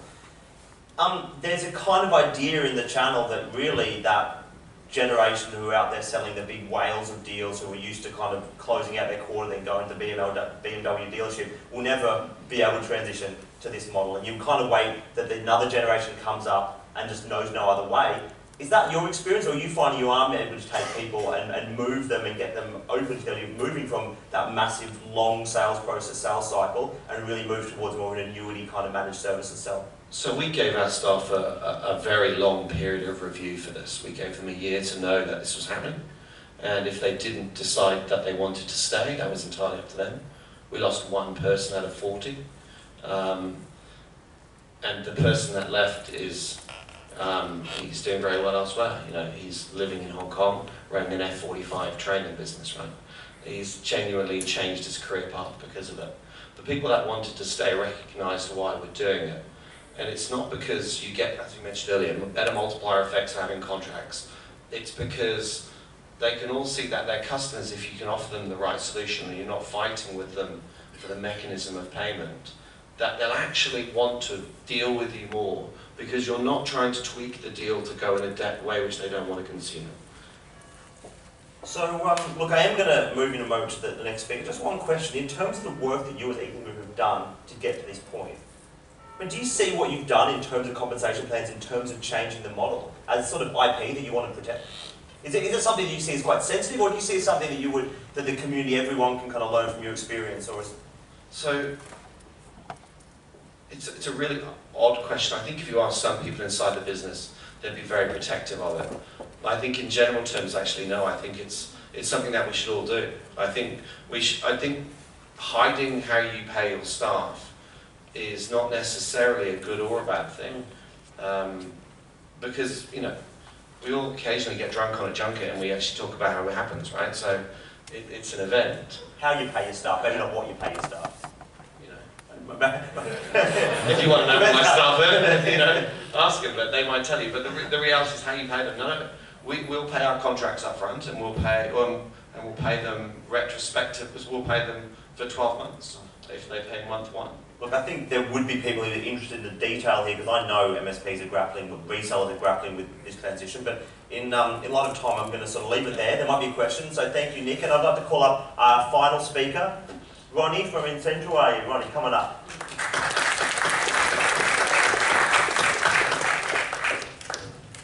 Last but certainly not least, how are you, sir? I'm all good. So we're going to talk about culture, and I was talking to you in advance of this, and you sent me your manifesto on culture. Anyone want to see Ronnie's 20-point manifesto on culture? It's up online, but it's a train analogy. Can you, in an express train version, give us in a nutshell what is your train analogy of culture? Yeah, Google it. It's in Centra. Just Google in Centra train, and then when you're bored one day, you can read it. If you're on a train, you can read it. But the whole idea of it, and I've been having this analogy for probably now on 20 years now with different teams that I've had the pleasure of building. And it really is just about getting everybody on board. And it's really about being very explicit about what it is that we accept and what it is that we don't accept. So, there are parts of the train story that basically say get on board or get the fuck out of its way, right? Because if you're not on board the train, then the train is going to come through whether you like it or not. And it really isn't about being militant or being disciplinary. It's actually quite the opposite. It's about being inclusive and about letting people know exactly what the culture is going to be like in the organisation that they're joining, being in Centra. I was just trying to think of what happens when Ronnie shows up asking for my tickets. What am I going to say if I don't have them? Or my Oyster card, my Opal card. But look, one thing that came out when I looked at and I read your view on culture was really about, as a CEO, keeping your finger on the pulse of the business, understanding what's going on, understanding what people's needs are, being able to just muck in if needs be. That's kind of a fair summary? Absolutely. I always say, it's boring at the front of the train. It's lonely when you're at the front of the train. Nobody comes up and says, hey, the train's working really well. So creating an environment where anybody can come and talk to me at the front of the train is critical.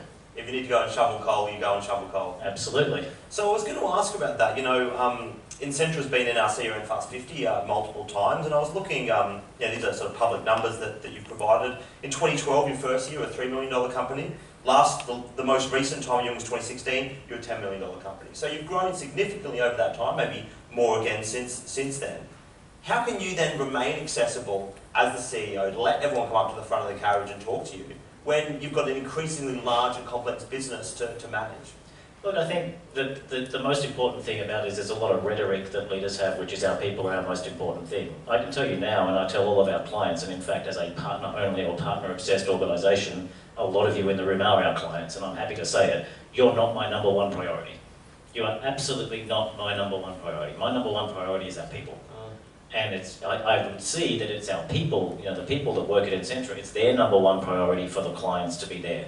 I want the clients to be their number one priority. So the answer to your question is, it's really simple. I make time for our people. I can be in a client meeting, I have been in a client meeting, and there's been an issue that's been serious with one of our team members. We'll call them crew, I don't call them employees, I think that term sucks.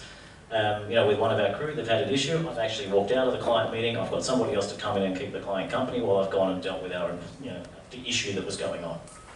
Look, when we talk about staff in a managed services business, often the way in which measurement gets done is utilisation. People talk about utilisation of your resources.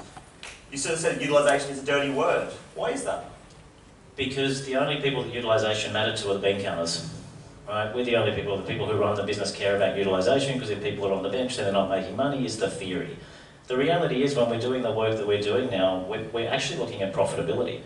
So if I have somebody who's at 60% utilisation because they've worked 3 days that week, but they've billed as if they've worked 5 and they've just been efficient, do I give a shit that they're at 60% utilisation? No, I don't. I actually care more about why aren't we using the other 2 days and why aren't we doing something more with those and how are we making something out of that. The utilisation itself, I think in this day and age, it's relevant, but it's actually more important to understand what's the output that's being generated and how are we actually going to maximise that output. So we talked a little bit about culture, inside the business and how you work with your people. But I guess maybe it's my last question before I turn over to audience Q&A. You mentioned Incentra is a channel business. You work with the channel and support them. Getting that cultural getting that right, avoiding channel conflict particularly is what I'm getting at with the other partners in that space. It's something that a lot of people found quite complicated. I'd just love to know, and I'm sure these people would when they work with you or when they're trying to do more business through other partners, how have you established a culture that avoids channel conflict in that space? I think it's just trust. It's the biggest, it was the hardest thing for us to earn. We're 8 years old now. The first couple of years, in fact, I think even as recently as 2 months ago, someone said to me, when are you going to flip your model, Ronnie, and start going direct? When are you going to start doing some business direct? And the reality is we're not, we don't, we won't. But it's a lot to do with trust, and it's a lot also to do with being consistent. The reality is when you're doing partner engagements, there are always going to be problems, and particularly when you're doing services. Ultimately, we sort of talk about the people, our clients, the partners, bringing their families onto the train, because that's how they care about their clients. Their clients are so important to them, they treat them like family members, they want to protect them, they want to make sure they're okay. So when they're on our train, we have a duty of care to our clients and their families who are boarding our train. And we're not always going to get it right. We're in professional services. I don't think there's one person in this room who does professional or managed services who says, yes, every day is a walk in the park, and every day our clients love us, and every day we deliver fantastic outcomes.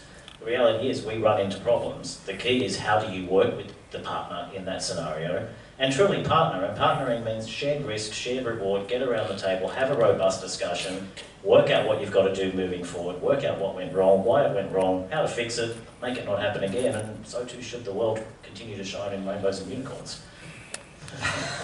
Well, if we get time, I might ask about the times that it hasn't been in rainbows and unicorns. There was an example early on in your career, but I think, in light of time, Mohab, do we have some time for some audience Q&A? So, look, we've covered prioritising your own IP, we've covered M&A, we've covered compensation plans for cloud and managed services, we've covered culture and being a channel business. I mean, we've pretty much covered about 4 panels in one. I think the gentlemen have done a pretty good job, but before we let them go, anything from the audience? You've got a great lineup here of talented executives. Right at the back here. You can yell out, or maybe is there a roving mic? Okay, fantastic. Yell out and I'll repeat it back. The question that at least a quarter of the room wants to know, what is next solution for high-level compensating people for a recurring revenue model? Compensating those salespeople. Oh, Nick, the secret sauce. Let's hear it. Okay. Get your pen and paper out. Everyone get the pen and paper, right? Because this is how we pay our stuff. we effectively, I'm trying to answer this thing, because there's three ways we pay our people, right? Fundamentally, you have to pay on GP. Everyone does it, it's the way in which you do it. We pay multiple levels of our business for multiple engagements. So whether it's pre-sales or whether it's sales, they both get paid on the same deal. So we'll double dip. We also make sure that for retention is equally as important as net new. And an existing customer is more important than a new customer.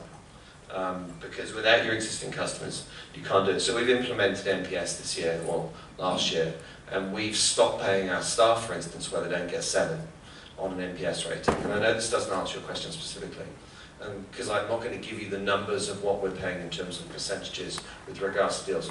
But we will pay the person that finds the deal the value of the contract up front. Because it's not the person that finds the contract's place to actually mean that customer is happy. That's somebody else's job. It's the business's risk.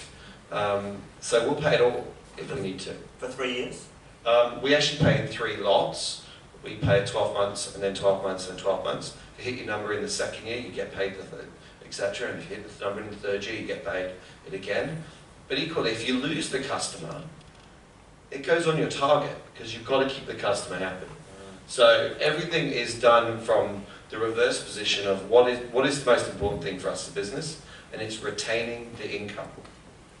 If you work from the retention perspective, then you are more successful than trying to find net new, because you can bank on retention. Look, great question, great answer. I'm glad we got some more detail there. Any more? Hands up from the audience. Anyone got any more questions for any of the panelists? Here we go. Funnily enough, I have Mike. Ronnie, what do you think is the hardest thing about performance management of staff? I think that if you have to do performance management of staff, you actually have a performance management issue before that. So we don't have a formal performance management process at Incentra. I think that they're a waste of time. I think people go in and do a performance management discussion twice a year with their managers. They write down something and say, you need to be better at A, B, C, and D. Here's your career plan, do this, stick it in the drawer, see you in 6 months. My view is that every person in the business should know exactly where they stand at every day. And if they don't know where they stand, it's their responsibility to go find out. And then I'm curious as to why their management hasn't helped them find out where they are at any given point in time. The reality is we do end up with performance management issues. We have, one of the things I'm big on is continually raising the bar. You're never ever going to be perfect, you're never ever going to be excellent, and the day you think you are perfect or excellent, please feel free to go and be perfect and excellent somewhere else. Because otherwise you're not growing, you're not improving. I say to people all the time, if you're not growing, come and tell me that you haven't grown in 3 months. I'm going to question what we've done that hasn't helped you grow or got better. So I think with performance management, in the absence of any of the legal issues that exist, having an adult conversation. I mean, one of the things in the train story, we don't run an adult daycare centre. I don't want to, I'm not educated in doing so. Have an adult conversation, tell someone, hey, you know what, you're not performing. And ask the really tough question, which was, if you were me, and I were you, how would you deal with me? What would you do in this scenario if you were me? Right? and people are adults and they work it out. We all know when we're not performing, we all know that there's going to be problems. I think it's just about honesty and openness and dealing with people like they're adults. Good question, Daniel. Great response. It's probably last question time, really, before I think there's a coffee break coming up. Don't be the last. Oh. I genuinely have a question, and considering like about 40% of people in the room are vendors, I should be allowed to have a question. So my question's Peter or Nick, whichever wants to answer this. I found it interesting. I met up with an MSP in Melbourne about a month or 2 ago, and it was interesting sitting in the room with them with their sales staff, and I talked about how we, as a software vendor, we obviously have offerings, perpetual subscription, monthly, whatever you want to have. And the owner of the company said, you sell anything but subscription, you're not going to get paid. And I thought that was really interesting, because does that actually determine that it's not customer choice, it's MSP choice? Because in most instances what we talk about as a community is that we have to deliver what is the right solution for the customer. But it's not really a one-off. That there's a lot of instances where it comes down to, well, that's the only way we now want to transact is on a monthly basis. So do you have a view on that at all, Peter?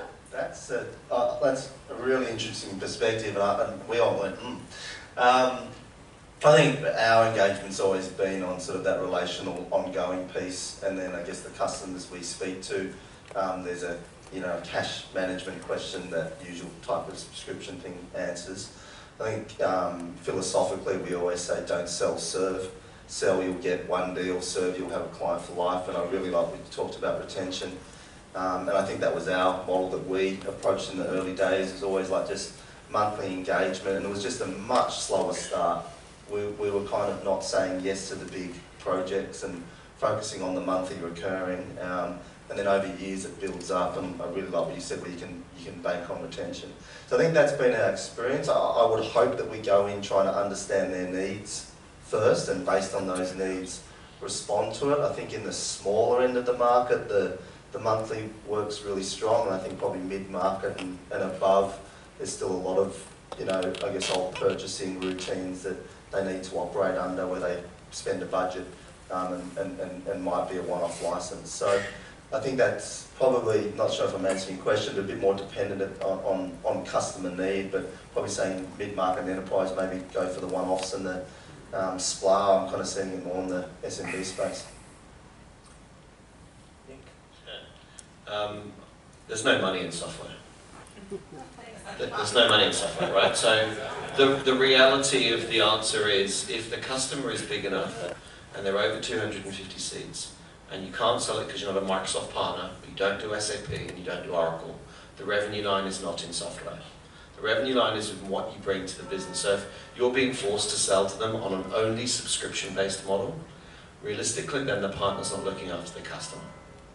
So you need to make sure that you can take what the customer wants and the way in which they consume it, and then give it to them. And if that means you've got to go and give the licensing revenue to Insight or Software One or Data3 or Dell or whoever, whichever lie you want to do, and you trust and you can partner with to do so, as long as the vendor that you are recognizing, the vendor that you're working with is recognizing that you're the influencer and you still work for one of the best in the game at this, then the partnership that you have with that vendor will be strong. And if you can trust the LA or the Microsoft partner or the SAP partner that you're working with not to take every other dollar of your business off them, then you will be fine. But if they're forcing on you one way of purchasing, they might as well just be selling perpetual licenses. I'll jump in and just quickly say that in the SMB space, so as an MSP, I mean, you're predominantly doing monthly, right? So how many MSPs here are SMB focused? They don't really do mid. So there's quite, well, you're just too shy. I'm sure there's heaps. But the point is that brings up the next issue, which I'll just throw as a little bomb there, is cash flow, right? So we converted all of our clients to direct debit in 2009. Because I just thought, well, that's just a better model to do it. It's been shocking to me that not many people do direct debit, but guess what's happening now is, Ripe, for example, if you're doing Office 365 licensing, they're going to direct debit you.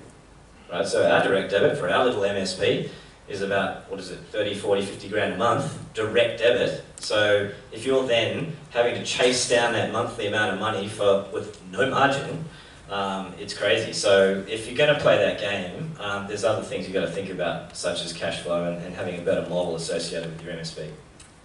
Look, I think sorry, one thing, don't let your sales guys make the decision on that. Make the business owner make the decision on that. some great thoughts. I'm sure the conversation can carry on over coffee or later on at the bar, but for now I'd like to thank our panel for their time and their insights. So thank you very much, gentlemen.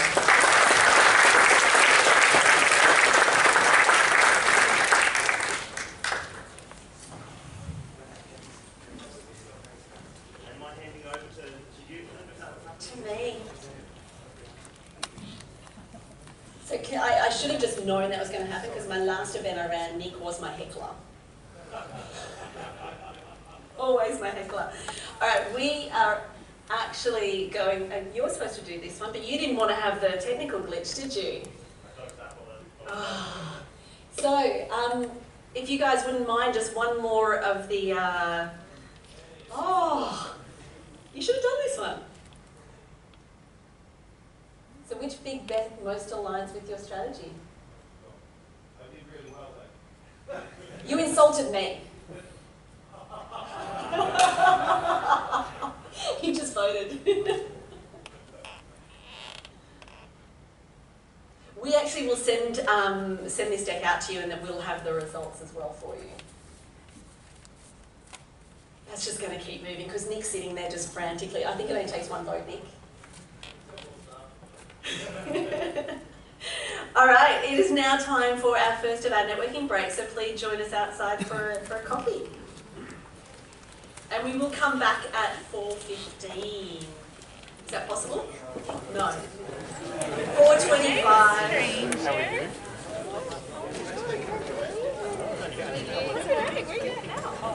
And his friend is in here. Hey, how are you, Greg? Good, thanks. How are Good you? to see you. I'm well. Good. Good. Yourself? Yeah, pretty good.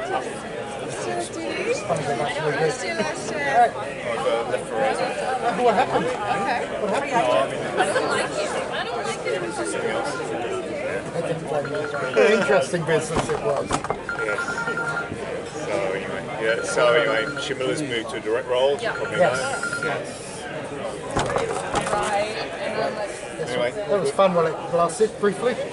yeah, well, Walk around the luggage so we just find it. A bit sad. and like, I guess if you think about it, I'm not and it's always just like, well, you know what, why don't we just go to like to your vendor directly? Like, why are you cutting me out of the business? Like,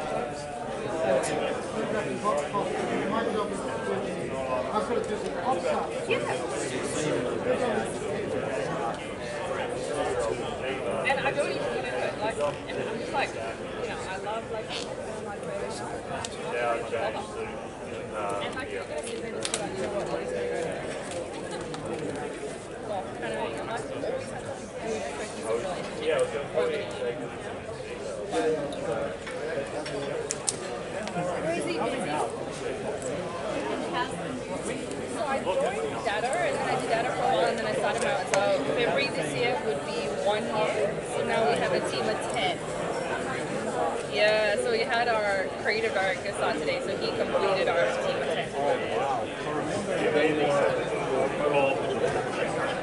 Yeah, I've done 3 office moves since then, so now I have a window office. Not that I stay into anything fun and exciting, but at least I have an office kind of thing. So yeah, we're going through our own kind of rebrand at the moment, so our website's pretty shocking. But the new site is so awesome. Like I cannot wait for our site to go live. And I think it's like T-minus 14 days. Yeah, I do. So like we're waiting to do more content. I'm like, really? I don't know what you're talking about. I'm really gonna go for it. And how have you been enjoying it?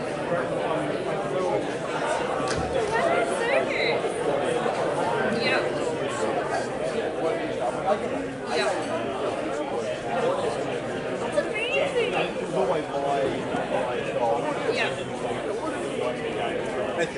Yeah. Yeah. Yeah. So are you looking after certain territories or?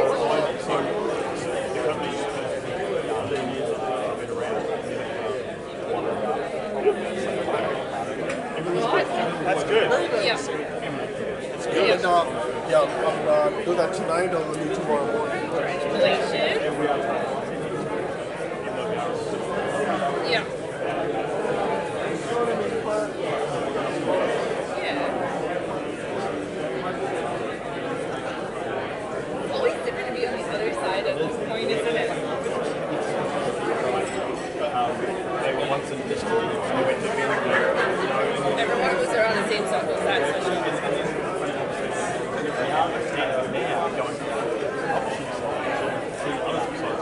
Yeah. Yeah.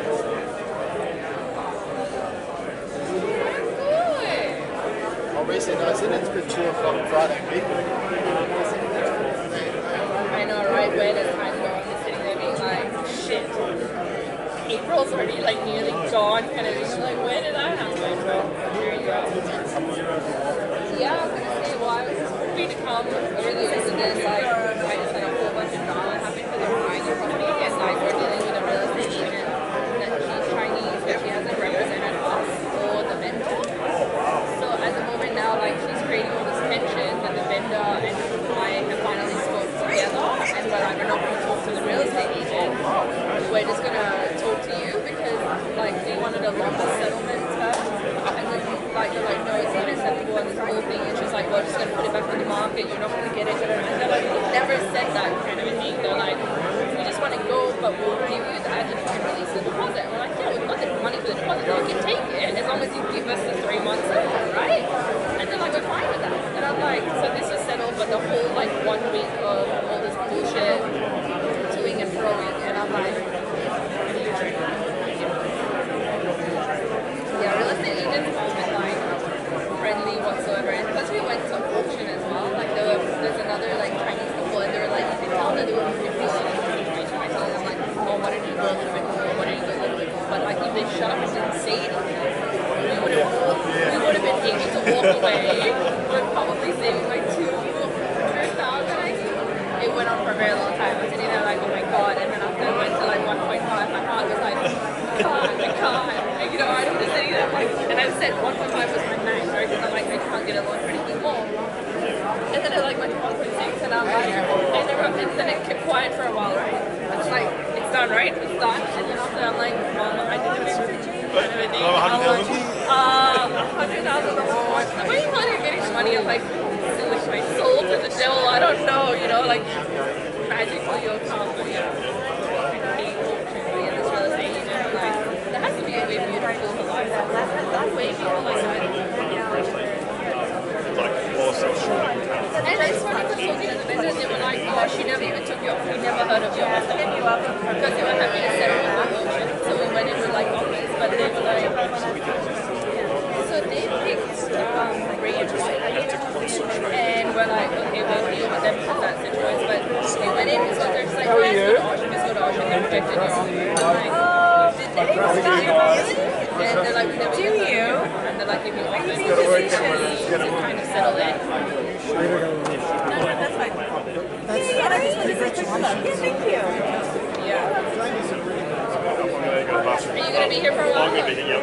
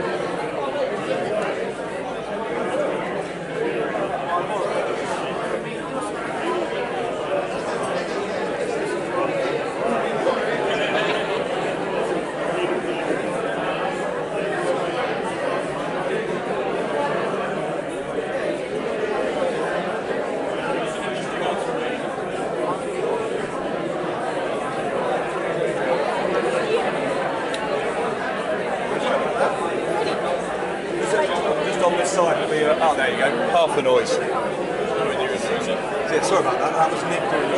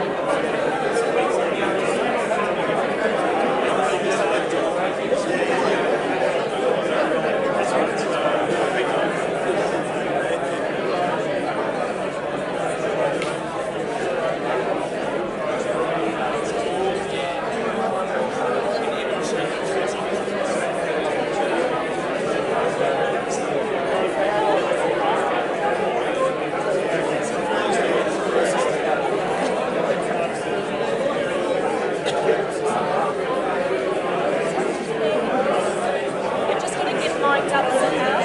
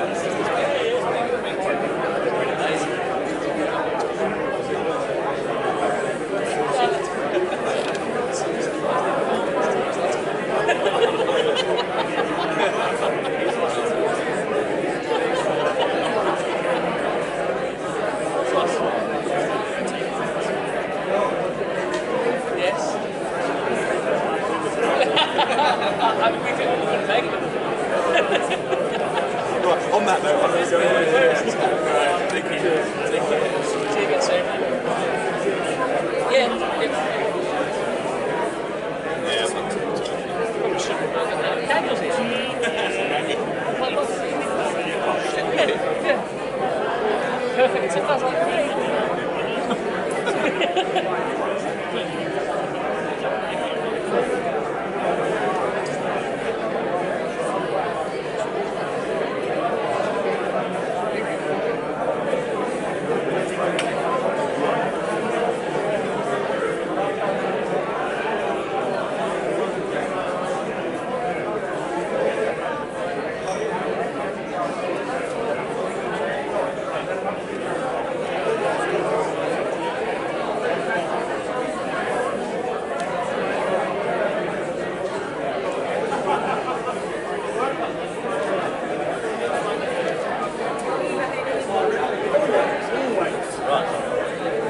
sometimes I behave good and sometimes I behave bad, but I'm always behaving. Behaviour, yes. No, I lecture on Tuesday night.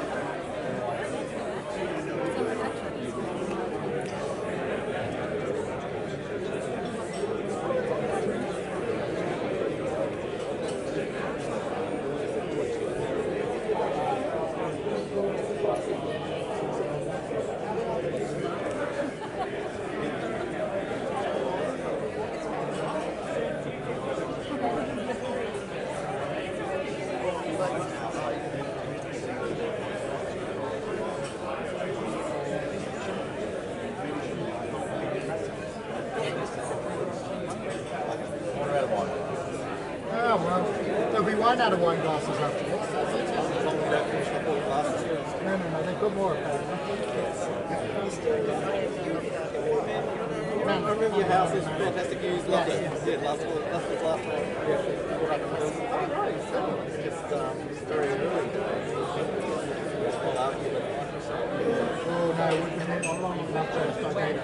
Oh yes, that's right. It was Microsoft and Yes. Actually, you're right. But everybody at Microsoft's so new. yeah. That's changed. They don't as much anymore. Still got lots of friends in Redmond, which I think is really fun. Enjoying it? First time. Yeah, it's quite good. Big uplift. Yeah, thank you. Thank you. I'll try to.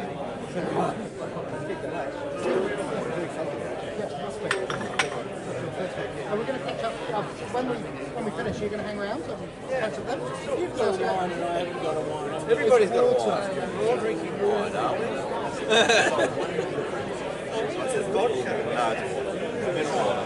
It's really light. It is. It's a very, very, very, very, very light rosé. Before the end of the session, wine, drink rum, then you're not going to have your time. Yeah, there's certain connotations to that too, but the NBN sort of said it. That could be a whole other thing. Yes, let's have a chat. And you'll be around for a bit.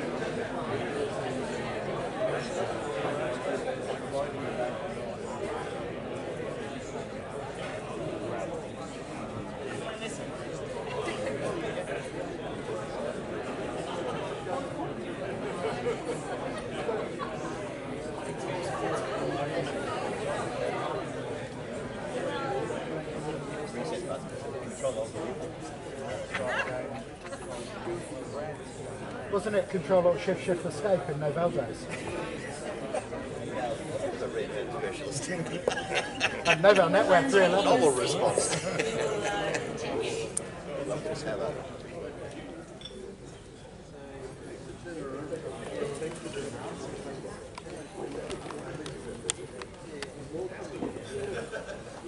It's a bit discerning to be standing up here and all of a sudden to my right there's a brain. And there's only Moheb standing between me and finding out what the brain's about. So the next session is actually State of the IT Industry, which is where Moheb will actually talk through some of the findings that CompTIA has built through one of their reports. So let me just tell you about Moheb, because if this is the first time you've come, then you don't know who Moheb the Great is. So I must do this the justice that it deserves. So Moheb Moses is regarded as one of Australia's most authoritative figures in the field of channel management. I think he wrote this himself. He is a regular speaker at industry events and was inducted into the prestigious ARN IT Industry 2011 Hall of Fame for his outstanding contribution to the Australian IT industry. He has delivered channel and sales training workshops across the world, specialising in channel strategy, development, advanced selling skills, and helps companies to transition to newer and more profitable business models. On that note, Moheb, would you like to come up on stage?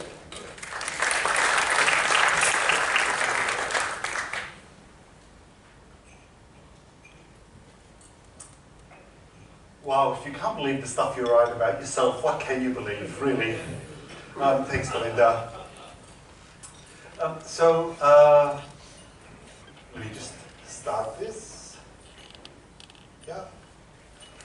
So earlier on we were talking and I mentioned that there are a number of reports that CompTIA produces. So this is one of them. So within the CompTIA website there are about 100 research reports and tackling different things, technology, industry, workforce, etc. And this is one of them. This is one that gets produced each year.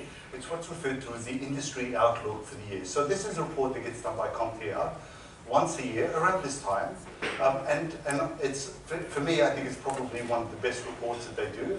And it's available on the site if you type in CompTIA, into Google if you type in CompTIA Industry Outlook, you will find this is quite a long report. I'm not going to go through the whole report. I'm only going to select certain bits, a few trends and some of the growth figures. In fact, I'm going to cover these three things. I'm going to talk about the overview of the IT market, the growth forecast, and I'm going to tackle 12 industry trends that they identified for 2018. The report is largely US based. But there are some elements of APAC, and I've highlighted those here. But I also find that our market, especially with these trends, aligns a lot with the US. So I don't think these trends are actually too far off the way that we think. But anyway, I guess you'll be the judge of that. So just overall, in terms of the numbers and the size of the market, and actually I should also stress, CompTIA gets some of its information from other sources, and this data here comes from IDC. So IDC estimate the market being 4.8 trillion in size. And I must say, there's one unique thing about this diagram that I've seen compared to the last 4 or 5 years, and it's the first time that APAC has been bigger than EMEA.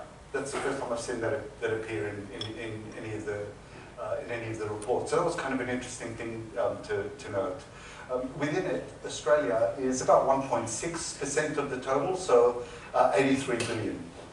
Okay, so we're talking about 83 billion, 4.8 trillion. What do those numbers actually mean? And this is how IDC defines it. They define it as those 5 categories: software, devices, IT services, other emerging technology, etc. And they categorize them there. So now the one that you're looking at there is the US market. We haven't broken it down by Australia, but this is the APAC one. And guess what surprised me a little bit, I must say? It does surprise me that emerging tech has a higher percentage than the US. That one was a surprising number for me.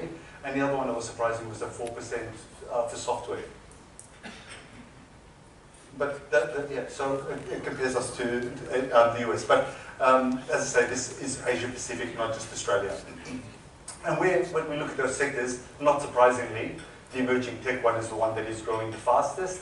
If we look at the red line and the yellow line, which are devices and telecom, you see that they're flattening out, and the ones that are growing the strongest are software and emerging tech. And I don't think that's a surprise. And in fact, just overall in terms of growth, one of the things that CompTIA does every year is measure business confidence, and this is one of them. And if you look at this for the last 5 years, it's actually been growing steadily, bit by bit.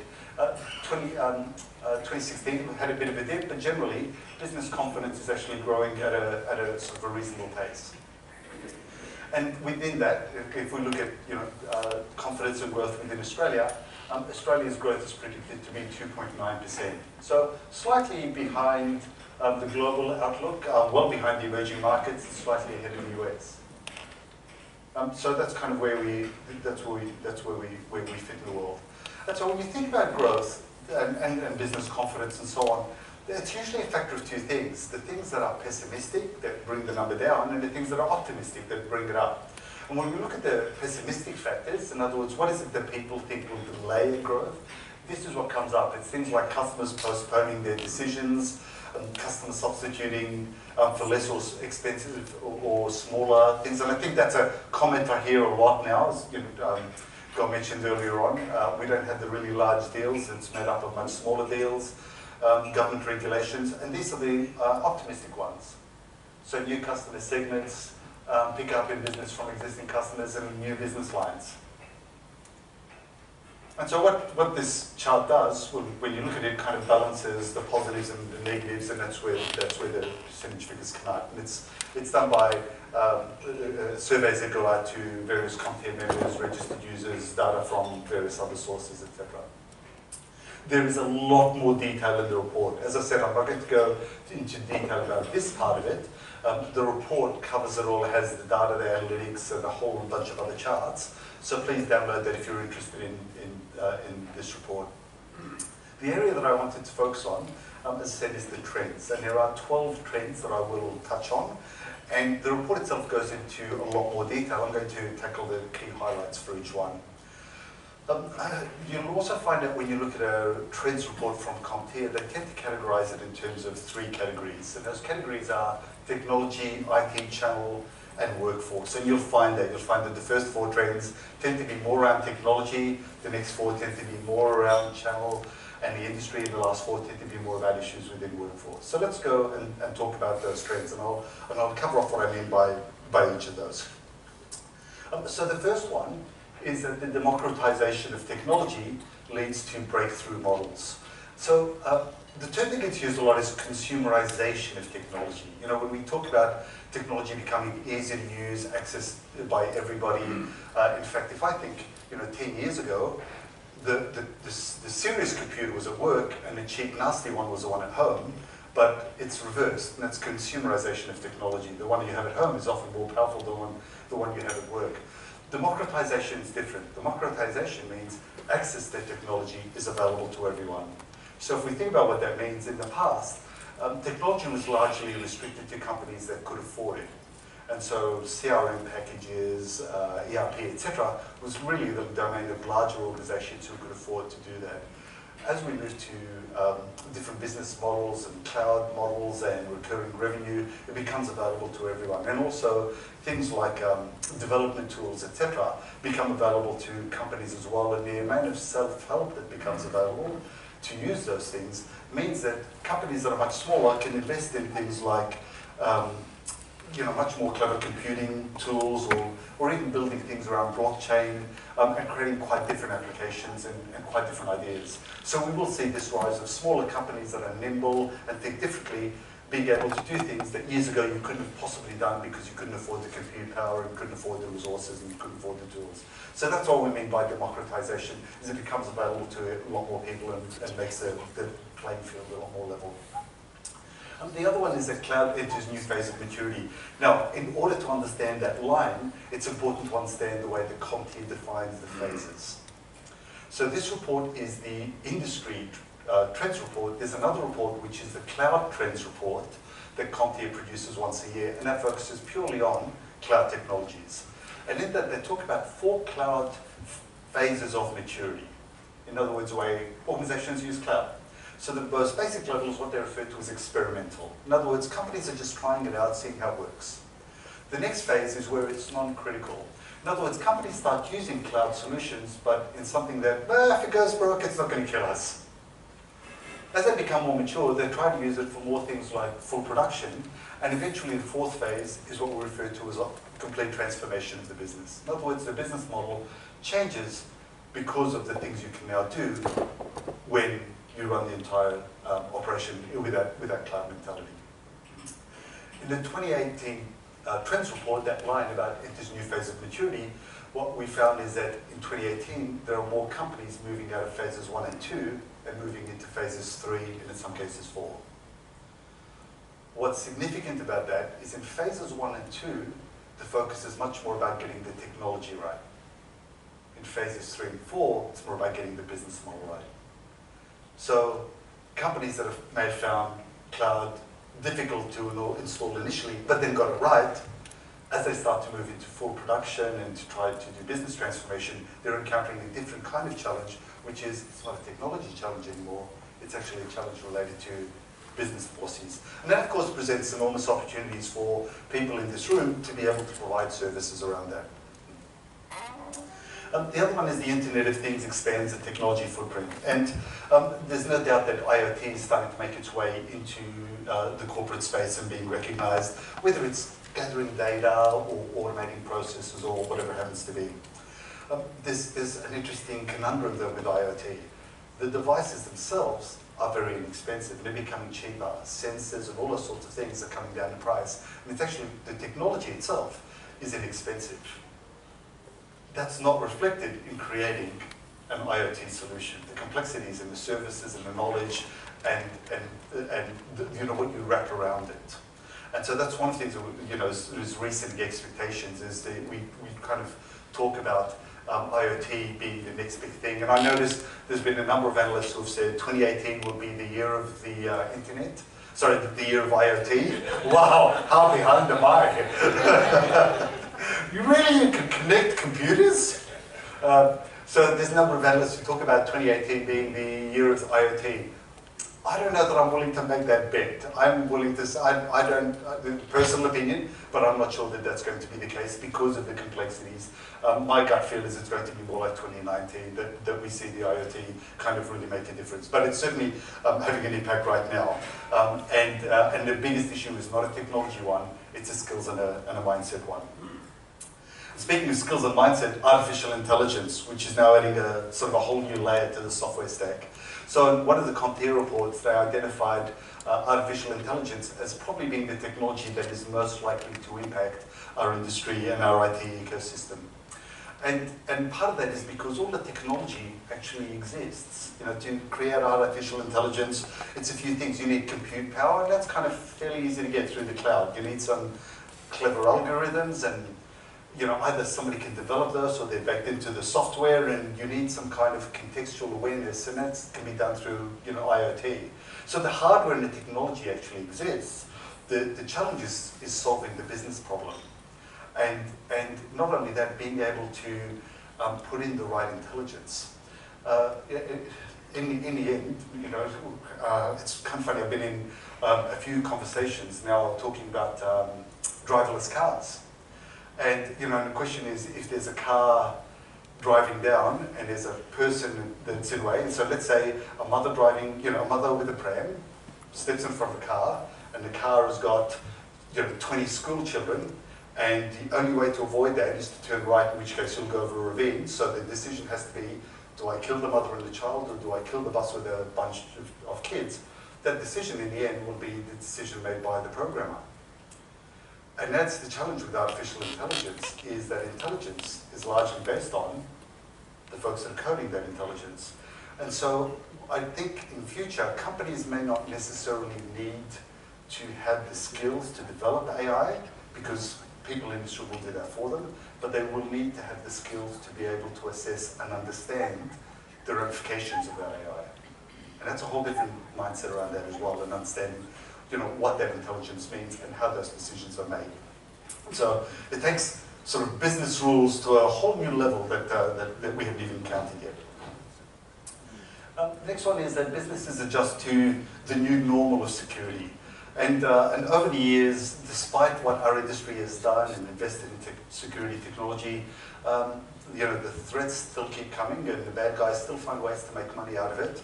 And companies have now recognized that not only do you need to have protection, but it's almost inevitable that if somebody is really determined, they will get through. And so it now becomes not just about protection, but about defense. And when you are breached, how do you react to it? And that's a different mindset. So it will involve a different mentality, not just about protecting, but about defending. And again, our industry plays a significant role in creating greater awareness, and advising people and helping companies with that mentality. This is one of my favorites. Tech may no longer be given the benefit of the doubt. So when I started in this industry, I was an IT guy. Now, that's not significant, other than nobody I knew was one. And so any questions about how a computer worked, you know, I was just this guy that, you know, people trusted me. And I'm Egyptian, like how hard is that? So, you know, as IT, because IT and technology and IT departments have produced so much improved productivity and profitability for organizations, they're always the bastion of technology. You know, when they say we needed something, the business tried to find ways to do that. That's now starting to change. As more people become aware of what's available through use of apps or more awareness of technology, they start to be more critical of tech and more critical of IT. And also there are other things that IT has done that have tarnished this. So, you know, when you know, an organization like Facebook has a question mark over whether it influenced the presidential election, or when an organization like Uber, which has phenomenal growth, has is accused of an appalling record in terms of how it treats its staff. There comes a point where people look at us and, you know, and look at technology and say, yes, just because you're productive and producing something great does not give you the right to be. What was a term that Ronnie used? You can't be a productive rat bag or something. I can't remember the term. But so you know, if I can summarize, generally technology will be seen as positive, but it will come under scrutiny a bit more, and we will be held accountable for our actions, and we won't have as much power as we have had in the past. The insights economy comes into focus, so it's probably important to explain what an insights economy is. When you consider the fact that the IT industry has been around since the 60s, it's actually mind-boggling to realize that 90% of all the digital data that exists in the world today was created in the last 2 years. That's the rate of data that we are accumulating. And when you accumulate data, you can then do analytics with it. And there's a whole lot of analytical stuff, and you can do interpretation, and it gives you insights.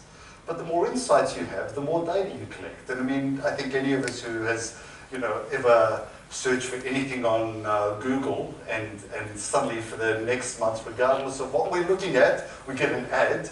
We know somebody is tracking what we're doing. I don't think the one that does worry me is when I'm talking to my wife about something, and then when I go to search on Google, it knows what I'm looking for. And I wonder if my little Google Home hasn't actually been paying attention when it was supposed to be sleeping.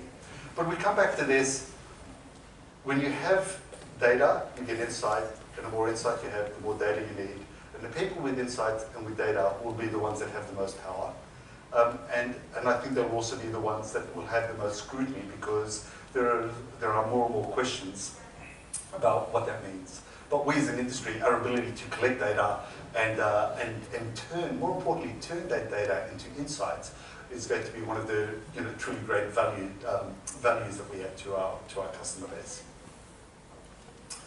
Next one is that businesses race to upgrade their digital expertise in the boardroom. There have been many digital projects over the years, some that have been very successful, some less so. And when we look at the ones that have been not so successful, a lot of them have been due to either lack of strategy or vision, or lack of resources, or lack of understanding of what was really required to make that project work. And today, businesses recognize that we need to have somebody that is savvy about technology in the boardroom. In some cases, it's to improve productivity. In other cases, it's because it may not be optional. With things like the cybersecurity issues that are coming up, and the mandatory data breach requirements, it's no longer optional for the C-suite to say, yes, I do care about my technology, or I don't. Now, it affects them personally and financially. So we will see businesses start to upgrade their expertise in the boardroom. And again, that will mean that there will be organizations within this room that will step up to do exactly that. So where an organization doesn't have that, companies in this room that are vendor neutral, understand technology, consultative in process, able to provide services, will be able to fill a gap that companies have. New collar jobs mindset gains momentum. New collar. So I know of blue collar and white collar. I had not heard the term. Actually, I'm curious. Has anyone heard the term new collar? Okay, the guy who read the report before me. So it's a term that was originated by IBM CEO Gina Rometty, and it talks about the changing nature of workers. So we talk about skilling folks in that sort of mid-range into more high-level or more technological roles, as some of the perhaps manual roles start to disappear because they're being replaced by automation. But it's hard to take somebody who's been a factory worker and say, you should become a programmer. And it's easy to do that. Why don't you just go and do a 4-year degree in a university?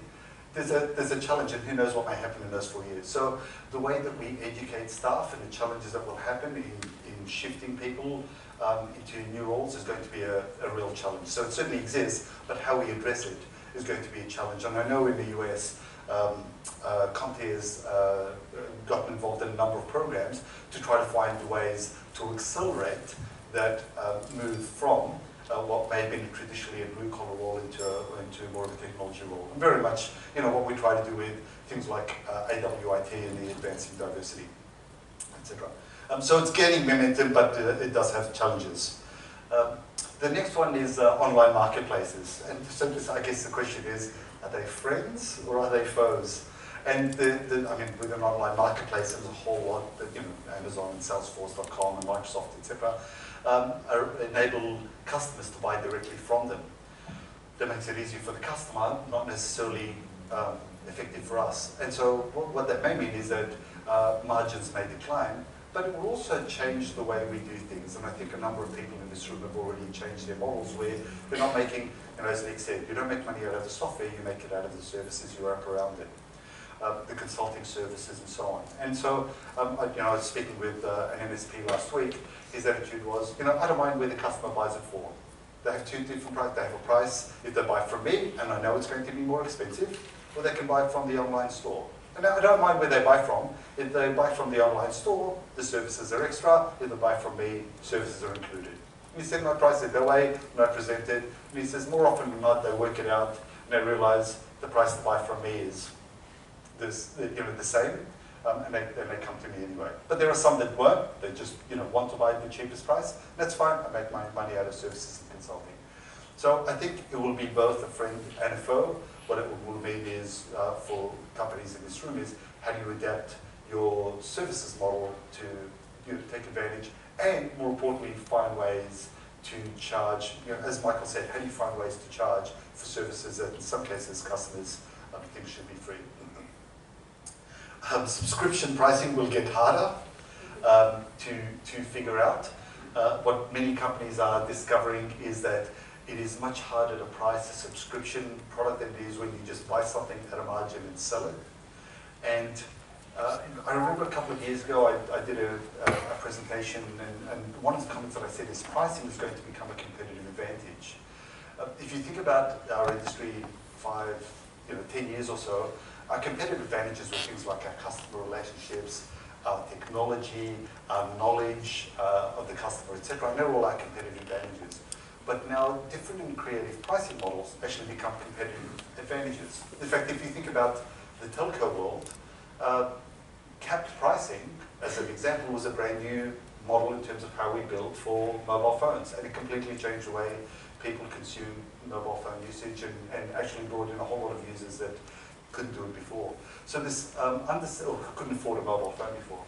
So this understanding about how we price a subscription, and also working out who uses it and so on, and what churn rates are, is going to be a lot more complex. And the people that genuinely understand this and model it really well, and have a much greater understanding of their actual cost structure, will actually be able to survive. But there are some regulations that don't exist in this country. They exist in the US. There's one called ASC 606 that was released in December that will now force service providers in terms of how they report pricing to customers, and that adds an extra layer of complexity.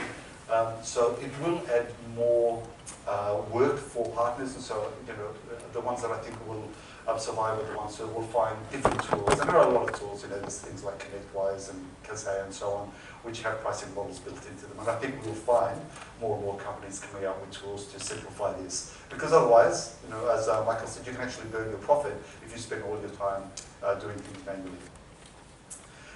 And then there are, and also, and Jamie who's left said the same thing, which is, if you're going to be billed as direct debit from your suppliers, you have to find a way to do that with customers.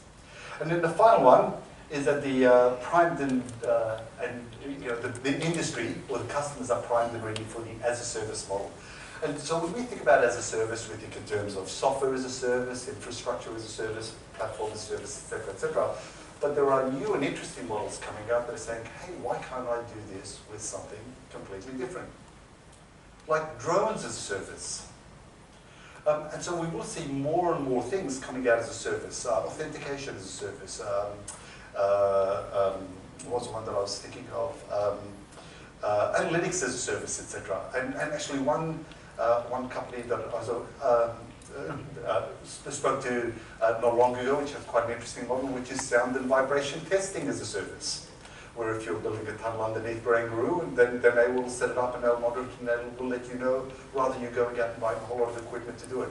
So this idea of, can I get it as a service rather than paying for it doing it myself, is something that is going to go a lot further and really companies that find new and creative things they can deliver as a service will find a whole bunch of new revenue streams to support their profitability moving forward.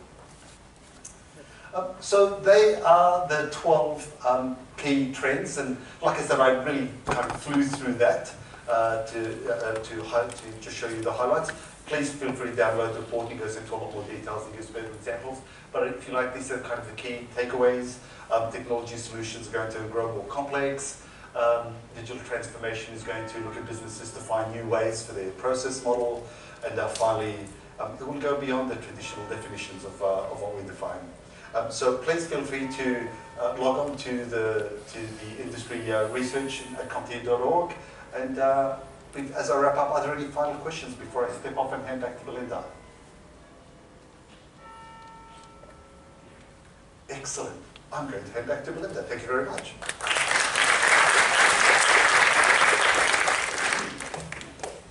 So I was thinking, how good is it that you actually get copies of the presentation? Don't forget, after this, and now I'm hoping that Moheb's kept his speaker notes in there, because I, for one, want to deliver that presentation.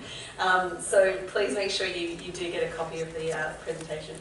So as I said, there was a Moheb and a brain, and now there's just a brain. So we'll step into the next presentation. So the next one's by Vanessa McCamley. She's the General Manager of Link Success. So I'm just going to talk to you about who Vanessa is, and then we'll move to the brain. So organisation learning and development consultant, facilitator, coach and keynote presenter. Vanessa has earned a great reputation for assisting organisations, teams and individuals to achieve impressive results through behavioural change to increase performance, productivity and revenue. Leveraging the latest in neuroscience for brain-based, evidence-rich strategies for improving leadership of self and others. Vanessa is passionate about helping people to overcome obstacles to reach their goals through being empowered and accountable for their attitude, engagement, actions and results. So on that note, if I can invite Vanessa to come up on stage.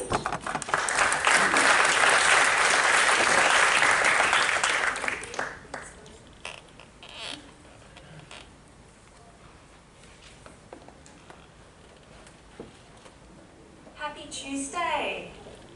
I hope you're all carrying your brains with you, because if you need a spare one, I've got one up here on the stage. So today we often carry our brains with us, on autopilot basically. So we carry our brain around with us, not really knowing or thinking about how do we think, how do we actually perform, and how do we actually control our environment when we have to deal with change. So there are three key perspectives that I'd like you to look at today. The first one is from a self-leadership perspective.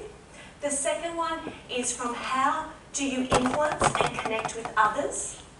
And the third one is think about your end users that use a lot of your technology and what they need to do to adapt to change and using new technology in their environment.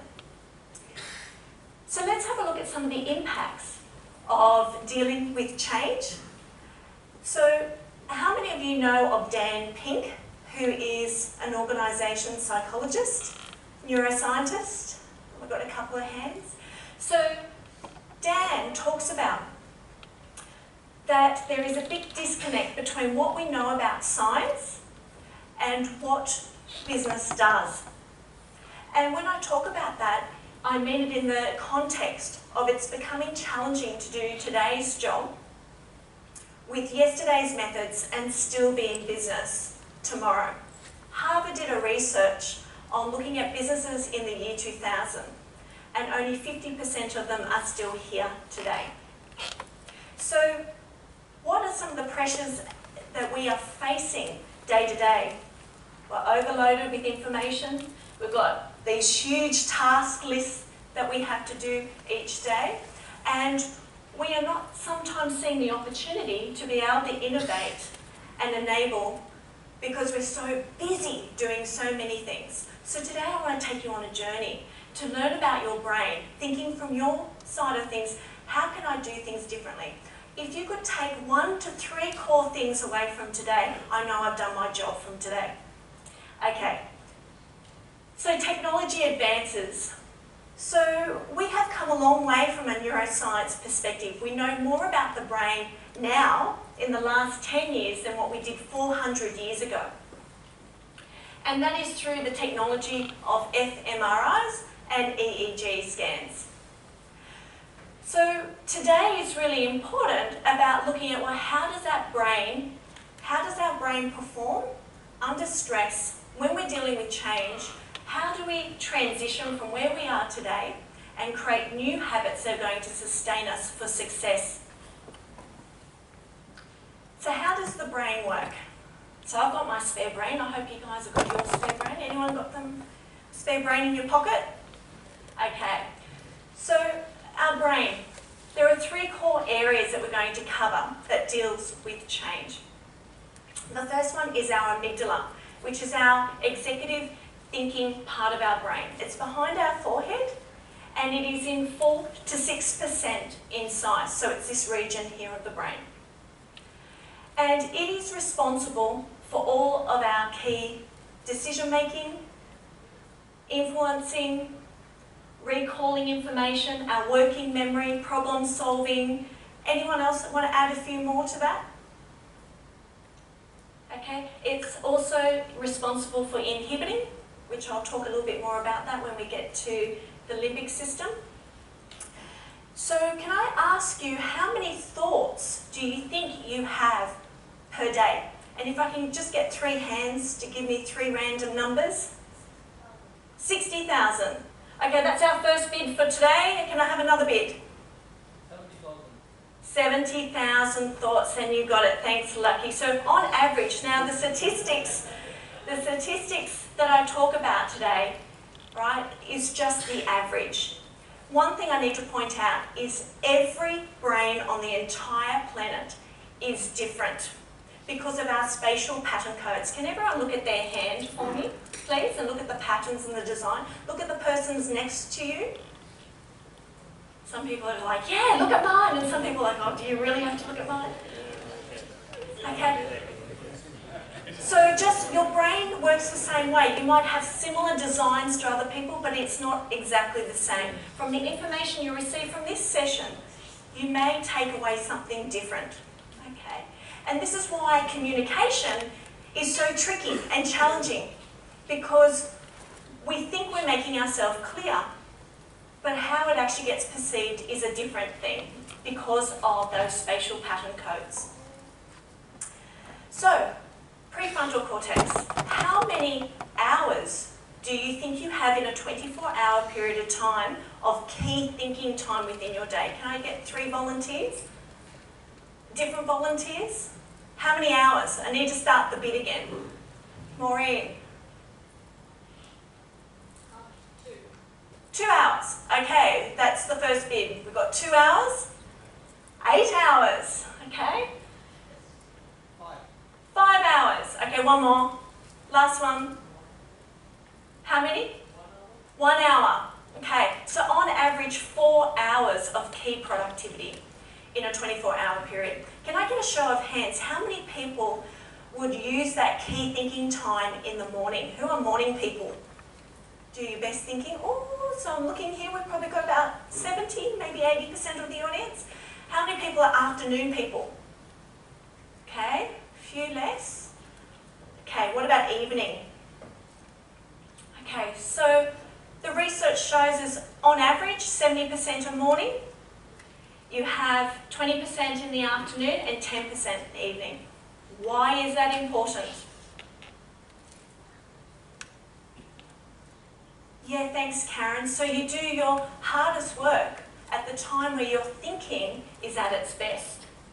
Okay? So it's important to know that when do you get the most thinking, and what are you actually surrounding yourself with when you can do your key thinking time. So if your key thinking time, for example, is in the morning, are you setting yourself up right? Are you doing back-to-back meetings? Have you got over emails or over communications? How are you actually conducting your key thinking time?